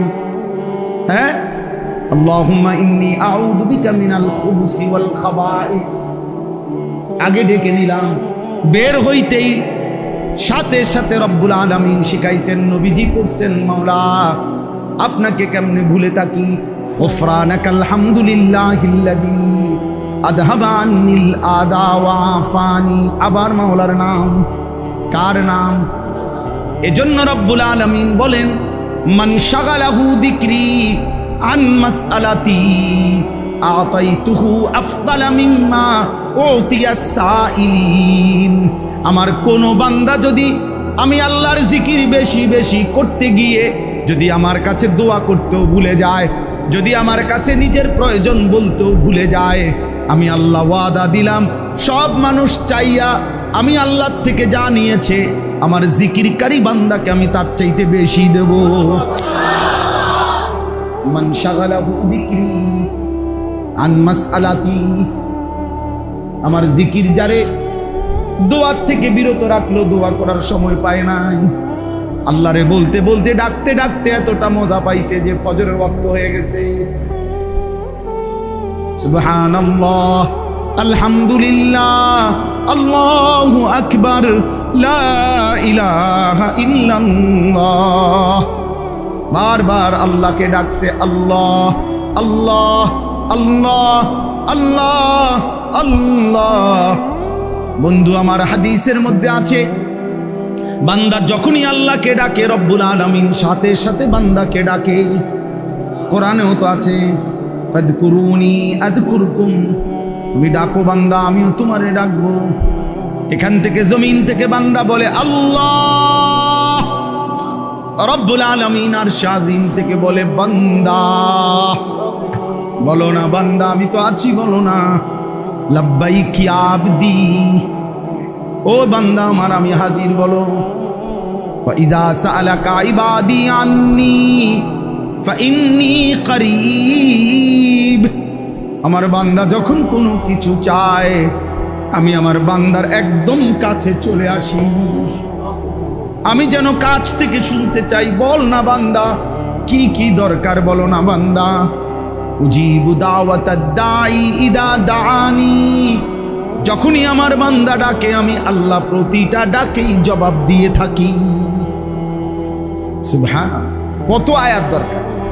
উদউনি আস্তাজিব লাকুম ইন্নাল্লাযীনা ইস্তাকবিরুনা আন ইবাদাতি সায়াদখুলুনা জাহান্নামা দাখিরিন। আল্লাহ বলেন আমার কাছে চাইতে আমারে ডাকতে যে অহংকার করে, মানে ডাকতে চায় না, খোদার কসম বন্ধু আল্লাহ বলছেন তারে লাঞ্ছিত করে বেইজ্জতি করে আমি জাহান্নামেই ঢুকাবো। সাইয়াদখুলুনা জাহান্নামা দাখিলিন, তোরে আমি বেইজ্জতি করমু। এজন্য যুবক মনে রাখো, 3টা বাজে বাইরে হইছ, রাতের 11টা বাজে ঘরে ঢুকছ, 8 ঘন্টা এমন কিছু বন্ধু নামের দুষ্ট শয়তানের লগে আড্ডা দিছ। এই শয়তানগুলো 8 ঘন্টায় না তুমি না তোমার বন্ধু নামের এই শয়তান কারো মুখ দিয়ে একবার আল্লাহর নাম বের হচ্ছে।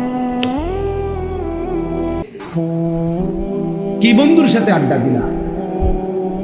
এমন শয়তানের লগে আড্ডা দিলা কেন? এমন জানোয়ারের সাথে আড্ডা দিলা কেন যে নাফরমানের মুখ দিয়ে 8 ঘন্টায়ও তার মালিকের নাম আসলো না? অথচ 3টা থেকে 11টা এই সময়ের মধ্যে তো 3 ওয়াক্ত নামাজ চলে গেছে না? এই 8 ঘন্টার মধ্যে আসরের আজান হয়েছে, এই 8 ঘন্টায় মাগরিবের আজান হয়েছে, এই সময়ের ভিতরে এশার আজান হয়েছে। কই বন্ধু নামের শয়তান কেন মনে করাইল না? এই জন্য কোরআনে আছে বহু নাফরমান ব্যক্তি হাসরের ময়দানে নিজের আঙ্গুল এরকম দাঁত দিয়া কামড়াইয়া ছিঁড়ে ফেলবে আর আফসুস করবে আর বলবে ইয়া লাইতানি লাম আত্তাখিজ ফুলানান খলিলা, হায় আফসুস আমার মন্দ কপাল, ওই দুষ্টটাকে আমি কেন বন্ধু বানাইলাম। যদি তাকে বন্ধু না বানাইতাম লাকাদ আদাল্লানি আনিদ যিকর বা'দা ইদ জাআনি, আমার কাছে আজান আসছিল, আমার কাছে কালেমার আওয়াজ আসছিল, কিন্তু এই বন্ধু নামের এই শয়তান আদাল্লানি আনিজ যিকরি, এ আমারে আল্লাহর জিকির থেকে পথহারা করে দিয়েছে। এই শয়তান আমারে পথহারা করে দিয়েছে। ওই আমারে একবারও আল্লাহর নাম বলতে দেয় নাই, ওই নিজেও বলে নাই, আমারও বলতে। আমার শায়েখ আল্লামা মুফতি মুশতাকুর নবী সাহেব, আমার জীবনে আমি বহু দেখছি, হুজুরের সাথে আমি লম্বা সফরে গেছি, কত লম্বা 8 ঘন্টা 10 ঘন্টার সফর।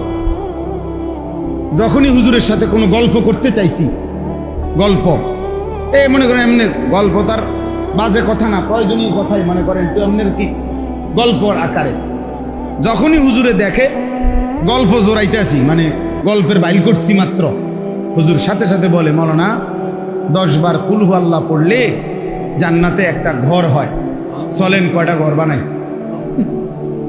মানে দিলবাড়ি ফান্ডেল্লা আমার গল্পটার উপরে কি দিয়ে দিল? ফান্ডেল্লা দিল। এইটা হুজুরে 10 বার কুল হু আল্লাহ পড়লে কি হয়? জান্নাতে একটা ঘর হয়। কয় চলেন দুজনে কয়টা ঘর বানাই, মানে জান্নাতে। তার মানে কি? তার মানে কুল হু আল্লাহ পড়েন, কথা বন্ধ করেন, গপ বন্ধ করেন। এই আমাদের কুমিল্লার বটগ্রামের হুজুর আল্লামা নুরুল হক সাহেব, যারা তাকে দেখছে জানে, আমি জীবনে কমপক্ষে 10 বছর ধরে আজকে ওনারে লাগাতার দেখি। আমি এই 10 বছরে কোনো দিন ওনারে দেখি নাই প্রয়োজনের অতিরিক্ত এক শব্দ কথা বলি, প্রয়োজনের অতিরিক্ত কথা শেষ, উনি অন্য কাজে ব্যস্ত, হয়তো উঠে গেছে। আমাদের জিং গাইতেও না যে আমি যাই না, হুজুর কথা শেষ, আল্লাহকে নিয়ে থাকা। আজকে এটাই রাত হয়েছে অনেক, কেন জানি বেশি বলা হয়ে গেছে। সেলিম ভাই আসে মাশা, যাই হোক, লিয়াযকুরুসমাল্লাহ, তাহলে কুরবানি বলেন, হজ বলেন, নামাজ বলেন, জিন্দিগিতে সব এক এক সময় এক একটা ইবাদতকে আল্লাহ এভাবে সাজাইছেন। আমার শায়েখ বলে, মজার বিষয়, একটা সুন্দর কথা শুনেন, হুজুরে বলে এটা, আল্লামা মুফতি মুশতাকুর নবী কাসিম হুজুর বলে যে ভাইয়া সবই হলো চিনি, দুধ, এই পানি মিশাইয়াই সবগুলো মিষ্টি বানাইছে, সবগুলোর মধ্যেই উপাদান দুধ, চিনি, পানি, ঠিক না? কিন্তু বিচিত্র মানুষের স্বাদের জন্য, বিচিত্র মজা আনার জন্য একটার নাম দিছে সন্দেশ, একটা নাম দিছে রসমালাই, একটা নাম দিছে কাঁচা গোল্লা, একটা নাম দিছে চমচম, একটা ছানা বালুসা, একটার এই নাম ওই নাম, কিন্তু সবগুলো মিলাইয়া মূলত দুধ, চিনি, পানি। এত কিছু না কইরা একটা বড় কইরা ফুটবলের মতো মিষ্টির একটা ছাক্কা বানাই দিলে তো আর হাসছি, বুঝলেন না? অথবা আরো বড় চাইয়া যে এটা একবারে তোমারে বানাই দিলাম, এটার থেকে একবারে হাত দিয়ে কামড়াইয়া যখন যে দূর লাগে খাইবা, ঠিক না? কিন্তু এই বৈচিত্র্যতা আসতো না তখন, ঠিক কিনা বলেন না কেন? তো আল্লাহ পাক রব্বুল আলামিন বান্দার মধ্যে যেন বৈচিত্র্যতা আসে, মজা আসে, স্বাদ আসে, এই জন্য আল্লাহ বলছে একবার বলো সুবহানাল্লাহ, এটা এক মজা পাইবা। আবার বলো আলহামদুলিল্লাহ, তো আরেক মজা। এবার বলো আল্লাহু আকবার, তো আরেক মজা।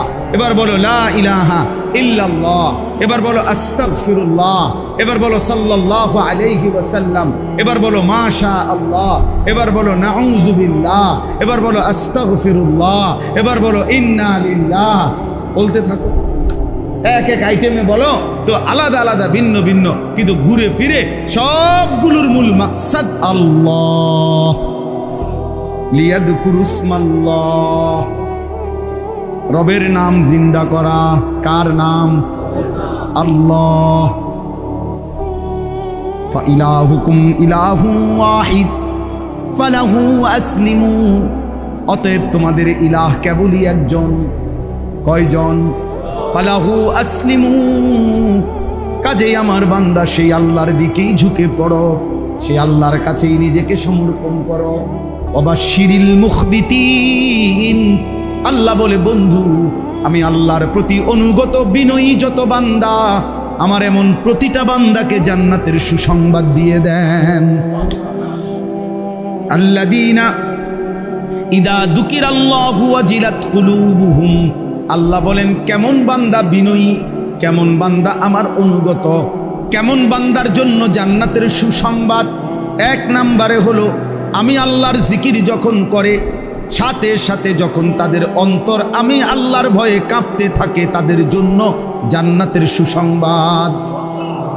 দুই নম্বরে ওয়াস-সাবিরিনা আলা মা আসাবাহুম, প্রতিটা দুঃখ, কষ্ট, যন্ত্রণা, পেরেশানি, প্রতিটা ঝামেলায় যে আমি আল্লাহর উপরে সবর করে ধৈর্য ধারণ করে, তার জন্য জান্নাতের সুসংবাদ। তিন নম্বরে ওয়াল মুকিমিস সালাহ, 5 ওয়াক্ত নামাজ যে ঠিকমতো আদায় করে, আমার এমন অনুগত বান্দার জন্য জান্নাতের সুসংবাদ। 4 নম্বরে ওয়া মিম্মা রাযাকনাহুম ইউনফিকুন, আমি আল্লাহর দেওয়া রিজিক থেকে যারা আমার রাস্তায় খরচ করে, হজ ফরজ হলে হজ করে, যাকাত ফরজ হলে যাকাত দেয়, কুরবানি ওয়াজিব হইলে কুরবানি দেয়, আবার সাদাকাতুল ফিতির ওয়াজিব তো সাদকায়ে ফিতির আদায় করে, দান করে, সাদাকা করে, অভাবী, গরিব, দুস্থ, অসহায়, এতিম, বৃদ্ধ, নারী, প্রতিটা বিপদগ্রস্ত, প্রতিটা দিনই কাজে যে দান করতে থাকে, আল্লাহ বলেন এমন বান্দার জন্য জান্নাতের সুসংবাদ। খালাস। আল্লাহ আমাদেরকে তৌফিক দান করেন। মূল বক্তব্য হইল কি বলা উদ্দেশ্য? মালিকের নাম উচ্চারণ।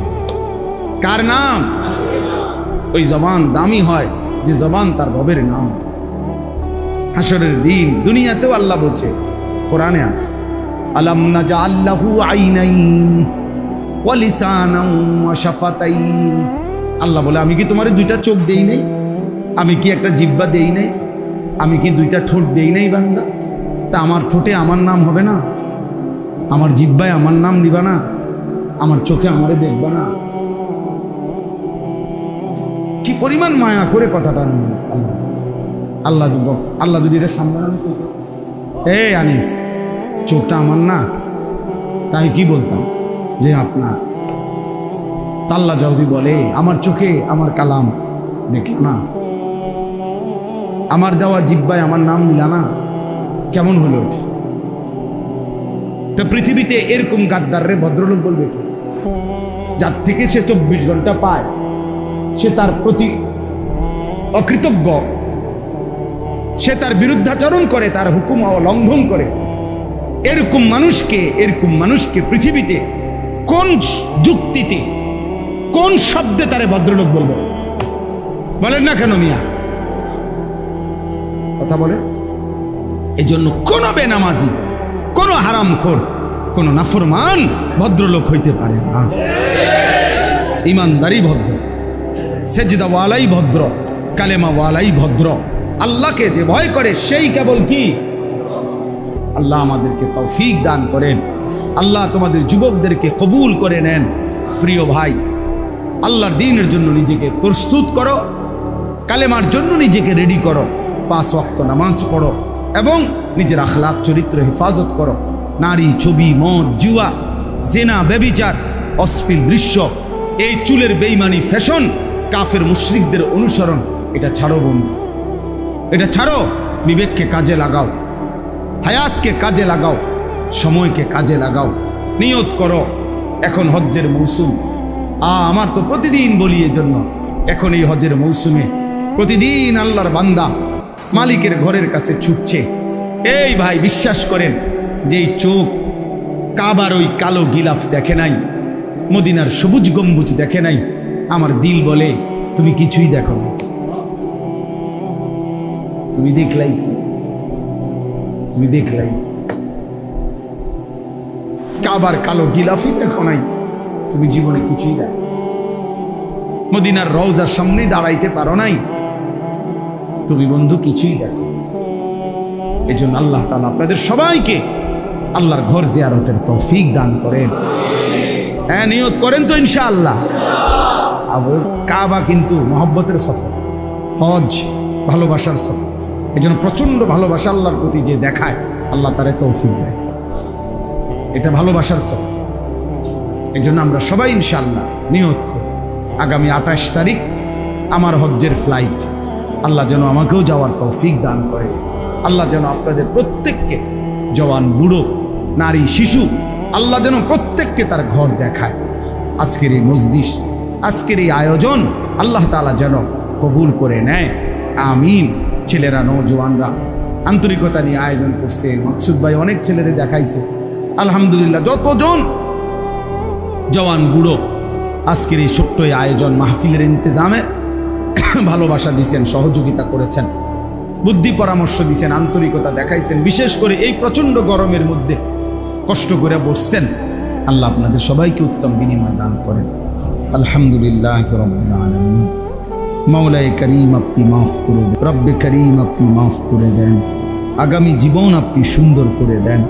সেজদাওয়ালা কপাল বানিয়ে দেন, কাঁদনেওয়ালা চোখ বানিয়ে দেন, জিকিরওয়ালা জবান বানিয়ে দেন, জিকিরওয়ালা জবান বানিয়ে দেন। আপনাকে ডাকার মতো একটা জিহ্বা দান করেন, আপনাকে সেজদা দেওয়ার মতো একটা কপাল দান করেন, আপনাকে ভালোবাসবার মতো একটা দিল দান করেন, আপনার গোলামি করবার মতো একটা জীবন দান করেন। আল্লাহ, এটুকু হায়াত আপনার গোলামি করবার তৌফিক দান করেন। কিশোর যুবক ছেলেগুলোকে নামাজি বানিয়ে দেন, চরিত্রবান বানিয়ে দেন। বয়স্ক বাবা চাচাদেরকে আরো বেশি নেক আমলের তৌফিক দান করেন। ওলামায়ে কেরাম আল্লাহ অনেক এসেছে, উম্মতের ফিকির দান করেন, দরদের নববী দান করেন। আয় আল্লাহ, সমস্ত কবরবাসীদেরকে মাফ করে দেন। কিয়ামত পর্যন্ত কবরের আযাব মাফ করে দেন। অসুস্থ বিমারি যারা শিফা করে দেন। প্রত্যেকের কামাই রুজিতে হালাল বরকত দান করেন। হারাম থেকে বাঁচান, হারাম থেকে বাঁচান, হারাম থেকে বাঁচান, গুনাহ নাফরমানি থেকে বাঁচান। আয় আল্লাহ, মা বোনদেরকে পর্দা পুশিদা দান করেন। ছোট্ট বাচ্চাদেরকে আল্লাহ দ্বীনের জন্য কবুল করে নেন। আল্লাহ, যার যত নেক মাকসাদ আছে পূরণ করে দেন। প্রবাসী বিদেশের জমিনে যারা সহি সালামতে নিরাপদে রাখেন, মাওলা আমার দেশকে নিরাপদ করে দেন, আমার দেশকে নিরাপদ করে দেন, আমার দেশকে নিরাপদ করে দেন। আল্লাহ, প্রতিটা মানুষের জান, মাল, ইজ্জত, আব্রু আপনি হেফাজত করেন। আল্লাহ, প্রতিবেশীর আক্রমণ থেকে আমার দেশকে হেফাজত করেন। জালেমের জুলুম থেকে আপনি হেফাজত করেন। আল্লাহ, আপনি মাফ করে দেন, আপনি মাফ করে দেন। আয় আল্লাহ, আয় আল্লাহ, আপনার ঘর যারা জিয়ারত করতে পৌঁছে গেছে কবুল করে নেন। আমরা যারা যেতে চাই তৌফিক দান করেন। আমার এই বাবা ভাই প্রত্যেককে আল্লাহ আপনার ঘর দেখবার তৌফিক দান করেন, বন্ধুর রওজা দেখবার তৌফিক দান করেন। রাত গভীরে আখিরি ফরিয়াদ, গাজা ফিলিস্তিনের মুসলমানকে বিজয় দান করেন। মজলুমের বিজয় দান করেন, ইসরায়েলকে ধ্বংস করে দেন, ইসরায়েলকে ধ্বংস করে দেন, নেতানিয়াহুকে ধ্বংস করে দেন। আল্লাহ, মোদিকে আপনি বেইজ্জতি করেছেন, নেতানিয়াহুকে আপনি ধ্বংস করে দেন, মাওলা ধ্বংস করে দেন। পাকিস্তানের মতো একটা বিজয় ফিলিস্তিনিকেও দেন, আল্লাহ গাজাকেও দেন। আল্লাহ, গাজার হাসি দেখতে চাই, ফিলিস্তিনের হাসি দেখতে চাই। আল্লাহ, এই চোখে দেখতে চাই।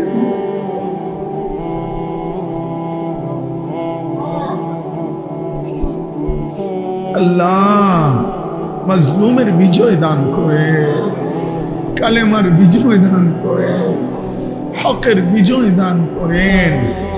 আল্লাহ, এই যুবক ছেলেগুলো, কিশোর ছেলেগুলো, ওদেরকে সেজদাওয়ালা বানিয়ে দেন। আল্লাহ, এরা দ্বীনের দিকে না আসলে আগামীর মাহাদির জন্য লড়বে কে? কালেমার জন্য লড়বে কে? মাওলা,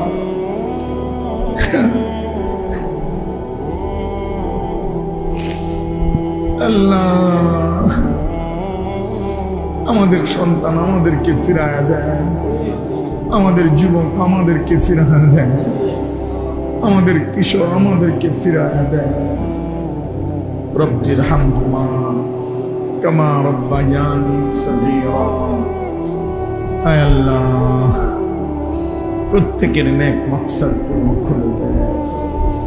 সুবহান রাব্বিকা রব্বিল ইজ্জাতি আম্মা ইয়াসিফুন ওয়া সালামুন আলাল মুরসালিন ওয়ালহামদুলিল্লাহি রাব্বিল আলামিন। হাদিয়ালা ওয়া নাশহাদু আল্লা ইলাহা ইল্লাল্লাহু ওয়াহদাহু লা শারীকা লাহু ونشهد أن سيدنا وحبيبنا ومولانا محمدا عبده ورسوله أما بعد فأعوذ بالله من الشيطان الرجيم بسم الله الرحمن الرحيم ولكل أمة جعلنا منسكا ليذكروا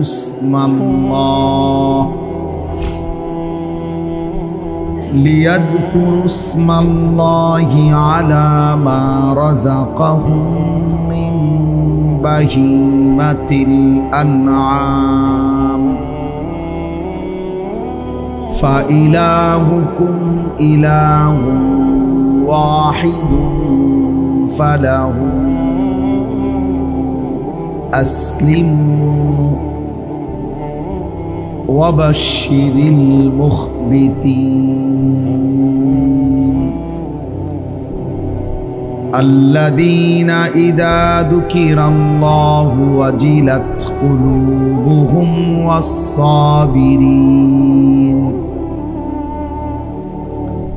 والصابرين على ما أصابهم والمقيم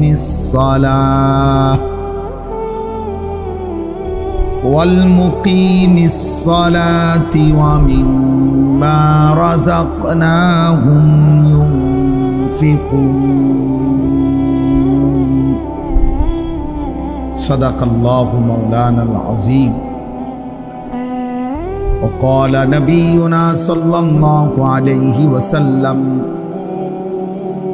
ما عمل آدمي من عمل يوم النحر أحب إلى الله من إهراق الدم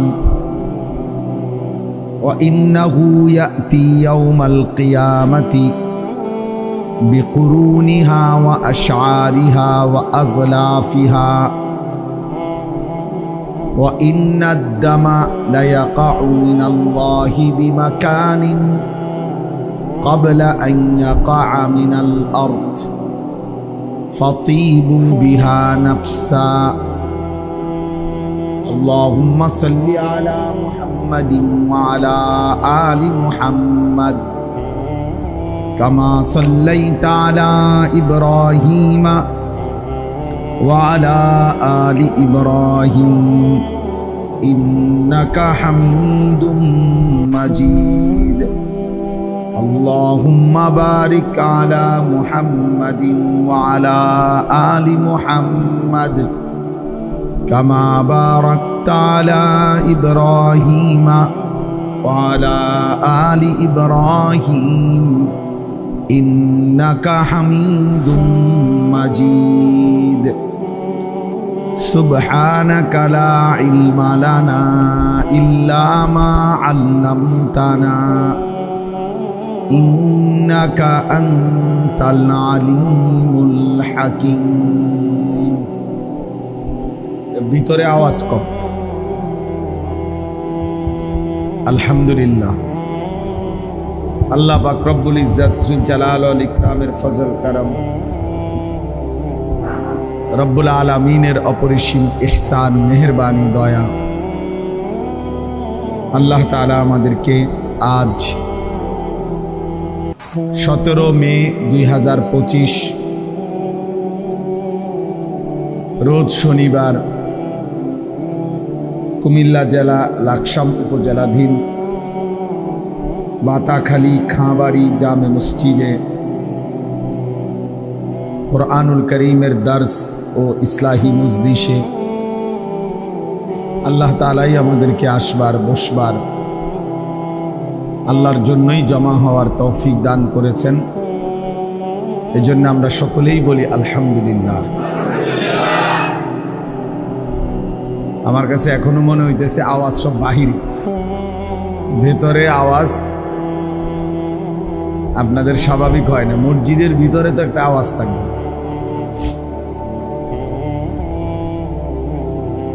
মুআজ্জাজ মুহতারাম হাজিরিন, আমি আপনাদের সামনে পবিত্র কুরআনুল কারীমের 17 নম্বর পারা, কুরআনুল কারীমের 22 নম্বর সূরা, সূরাটির নাম হচ্ছে সূরায়ে হজ। এই সূরার 34-35 এই দুইটি আয়াত তেলাওয়াত করেছি। অল্প একটু সময়ের মধ্যে ইনশাআল্লাহ এই দুই আয়াতকে সামনে রেখে সামান্য কিছু কথা আমরা আরজ করতে চাই। আল্লাহ তাআলা আমাদেরকে তৌফিক দান করুন।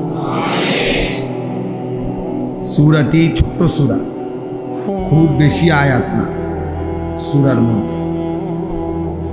বাকি এই সূরার মধ্যে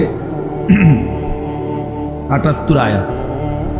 আল্লাহ তাআলা অনেক গুরুত্বপূর্ণ কথা, অনেক হুকুম আহকাম, শরীয়তের অনেক বিধিবিধান, আখিরাত পরকালের অনেক মর্মস্পর্শী বর্ণনা এই সূরার মধ্যে আল্লাহ তাআলা উল্লেখ করছেন।